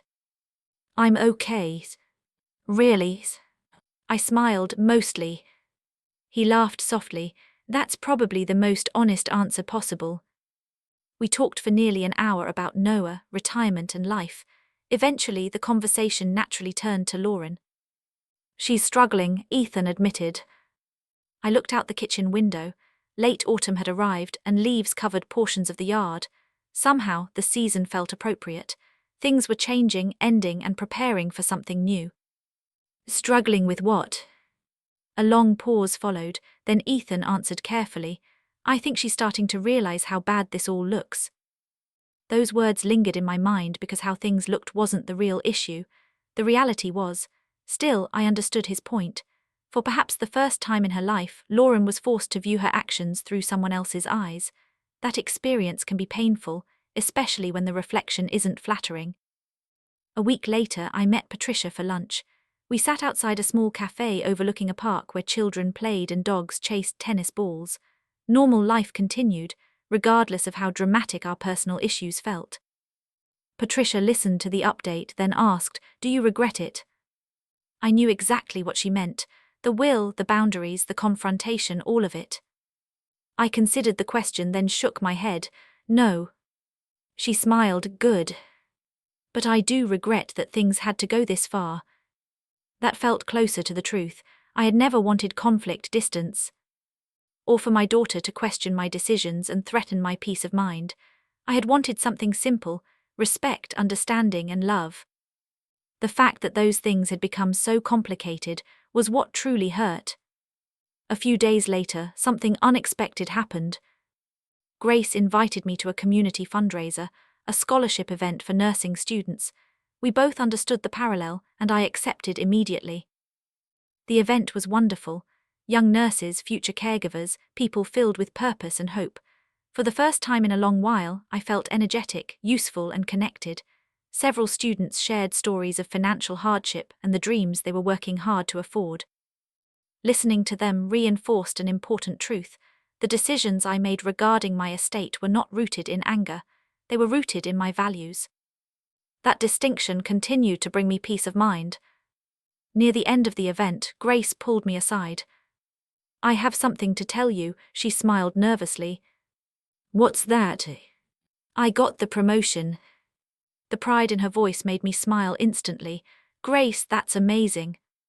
She laughed. "I wanted you to be the first to know." Those words hit me unexpectedly. It wasn't about the promotion, but the fact that she wanted me to be the first to know. It wasn't a financial question, a request, or an expectation. It was a shared moment of gratitude, connection, and care. Driving home that night, I found myself thinking about the meaning of family. It wasn't about blood or estates. It was about the people who celebrate your victories, show up when things are difficult, and value you for who you are, not what you own. That thought stayed with me for days. Then, nearly 3 weeks after the meeting, a letter arrived. It was handwritten, unexpected, and bore Lauren's return address. I stared at the envelope for several minutes before opening it, my hands shaking slightly. It wasn't fear of the contents, but a faint, lingering hope. Hope can be a fragile thing, especially after disappointment. Finally, I opened the envelope. Inside was a 3-page letter. I read every word slowly, then read it again. Lauren apologized. It wasn't perfect or complete, but it was sincere, at least more sincere than anything I had received from her in months. She admitted she had focused on the wrong things. She admitted she had taken certain assumptions for granted, and she admitted she had read more of the letters in the memory box. That part caught my attention immediately, specifically the letter about Michael, her father, the one she hadn't bothered to read before. According to Lauren, that letter had brought her to tears. After reading it, I sat quietly for a long time, unsure of what to feel, hopeful, cautious, sad, and relieved all at once. An apology doesn't erase everything. It can't, and trust can't be rebuilt overnight. But it mattered. Taking responsibility, making an effort, and growing, those things mattered. Later that evening my phone rang. It was Lauren. I stared at the screen for a few seconds, then answered. "Hello." Silence, then "Hey, Mom." Her voice sounded different, softer, quieter, almost vulnerable. The conversation that followed wasn't magical. There were no grand, dramatic speeches or instant reconciliations. Real life rarely works that way. Instead, there was honesty, awkward, painful, and necessary honesty. She apologized again, and I listened. I accepted the apology, but I didn't immediately change everything back. Surprisingly, she didn't ask me to. That detail was more important than anything she said. For the first time, our conversation wasn't about estates, ownership, or future assets. It was just about us, a mother and daughter, two ordinary, imperfect people trying to repair the fracture between them. When the call ended, I felt a new sense of possibility. The possibility that Lauren might actually learn from this, that people can change when they are willing to face uncomfortable truths, and that the relationship might eventually heal. But healing doesn't mean forgetting, and it certainly doesn't mean abandoning boundaries. Those lessons had cost me too much to lose. Soon, Lauren and I would have one last conversation at the cabin about the memory box, the will, and the difference between a legacy and material possessions, a distinction she was only just beginning to understand. 3 weeks after receiving Lauren's letter, we met at the cabin. The property had somehow become the symbol of all our issues. For months, it had represented ownership, inheritance, expectations, and conflict. I hoped that before our story ended, it would represent something else, understanding. The drive north was quiet and peaceful. The trees wore deep autumn colors, and the lake reflected the gray morning sky like polished glass. I arrived first, needing a moment of solitude. The cabin had always been my sanctuary, a place where life slowed down, the noise faded, and the truth felt easier to hear. I opened the door and stepped inside, greeted instantly by the familiar scent of cedar. Memories returned, family weekends, summer cookouts, Noah fishing on the dock, and quiet nights reading by the fireplace. This place held pieces of my life. Perhaps that was why I protected it so fiercely, not for its value but for its meaning. About 20 minutes later, Lauren arrived. She walked in slowly and nervously, looking uncertain for the first time in a very long time. It wasn't defensiveness or anger, it was uncertainty. We hugged, a simple, quiet hug. There was no drama, yet it felt like a beginning. We sat at the kitchen table, the very table where I had once imagined future family gatherings. For a moment, neither of us spoke. Finally, Lauren broke the silence. "I've been reading the letters." I smiled slightly. "All of them?" She nodded 3 times. Emotion tightened in my chest. It wasn't just that she had finally read them, but that she finally understood why they existed. "I didn't see it," she said softly, her voice filled with a quiet, painful honesty. "I know." "No," she shook her head, "you don't understand." I remained quiet, letting her continue. "I thought I understood your life," she looked down at the table, "but I only saw the easy part." The comment stung, yet it also healed. It was true. For decades I had hidden the difficult parts, the sacrifice, the loneliness, the fear, and the exhaustion. I had shielded Lauren from those realities, but in doing so I had also accidentally hidden the cost of the love itself. Lauren wiped her eyes. The letter about college completely broke me. I remembered that letter, the one describing how I often skipped dinner to pay her tuition, working 2 jobs and endless overtime, the fears I had never shared. I had no idea. I know. Another silence followed, not an uncomfortable one, but a healing silence that occurs when people stop defending themselves and actually start listening. Eventually, Lauren spoke again. I became someone I didn't like. The honesty surprised me, not because it wasn't true, but because she was finally willing to say it. I became entitled, she smiled bitterly. That's probably the gentlest way to put it. I said nothing because this wasn't my confession, it was hers. She continued, I started taking everything for granted. The phrase hung in the air, heavy, accurate, and telling. I took it for granted that the house would be mine. I nodded. I took it for granted that the cabin would be mine. I nodded again. I took it for granted that everything would be mine. There it was, the truth, finally spoken aloud without being disguised as practicality, planning, or convenience, just the raw truth. Lauren looked directly at me, and the worst part. I waited. I stopped seeing you as a person. Tears filled my eyes because those words captured everything, every argument, every misunderstanding, and every painful moment. She hadn't stopped loving me, at least not completely. She had just stopped seeing me. She stopped seeing me as an individual, a woman, a mother, and a living person. Instead, I had become a part of her future plans, her assumptions, and her expectations. Somewhere along the way, she forgot that I was still here, feeling, growing, and making choices. The realization clearly devastated her. Strangely, it hurt me less than I expected, because accountability changes everything. It changes things meaningfully. After a long silence, Lauren asked the question, "What now?" I smiled gently. The answer had become very clear. Now. She nodded. Now we move forward. Confusion crossed her face, just like that. I laughed. What did you expect? I don't know, her voice caught. Maybe for you to tell me I ruined everything. The sadness in her expression broke my heart. Despite everything, she was still my daughter, and I still loved her. No. I reached across the table and took her hand. You hurt me. She nodded. I know. But hurting me doesn't mean losing me. That was the moment she finally broke down, weeping quietly. For several minutes she couldn't speak. When she finally managed to, her voice was barely audible. I'm sorry. For the first time in her life, I believed every word. It wasn't because of the emotion, but because of her growth. The apology didn't sound like damage control, it sounded like understanding. There was a massive difference. After a while, I stood up and walked to a nearby shelf where the memory box sat, waiting. The box that had started everything, the one she had once dismissed, and the one that had ultimately taught us both a valuable lesson. I brought it back to the table and placed it in front of her. Lauren stared at it, almost afraid to touch it. Mom. I smiled. Take it. New tears fell. This is still the most valuable thing I have to leave you. She looked confused, then moved and finally grateful. The letters, the photos, all of it. I touched the lid gently. Everything in this box represents a lifetime of loving you. Neither of us spoke for a few seconds. Then I shared one last truth. A will is not my legacy. Lauren looked at me. Money is not my legacy. Silence. A house is not my legacy. Maury, silence. I placed my hand over hers. You are.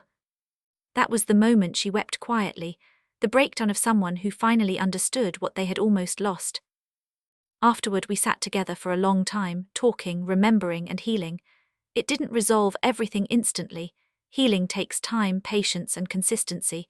But for the first time in a very long while, we were moving in the right direction.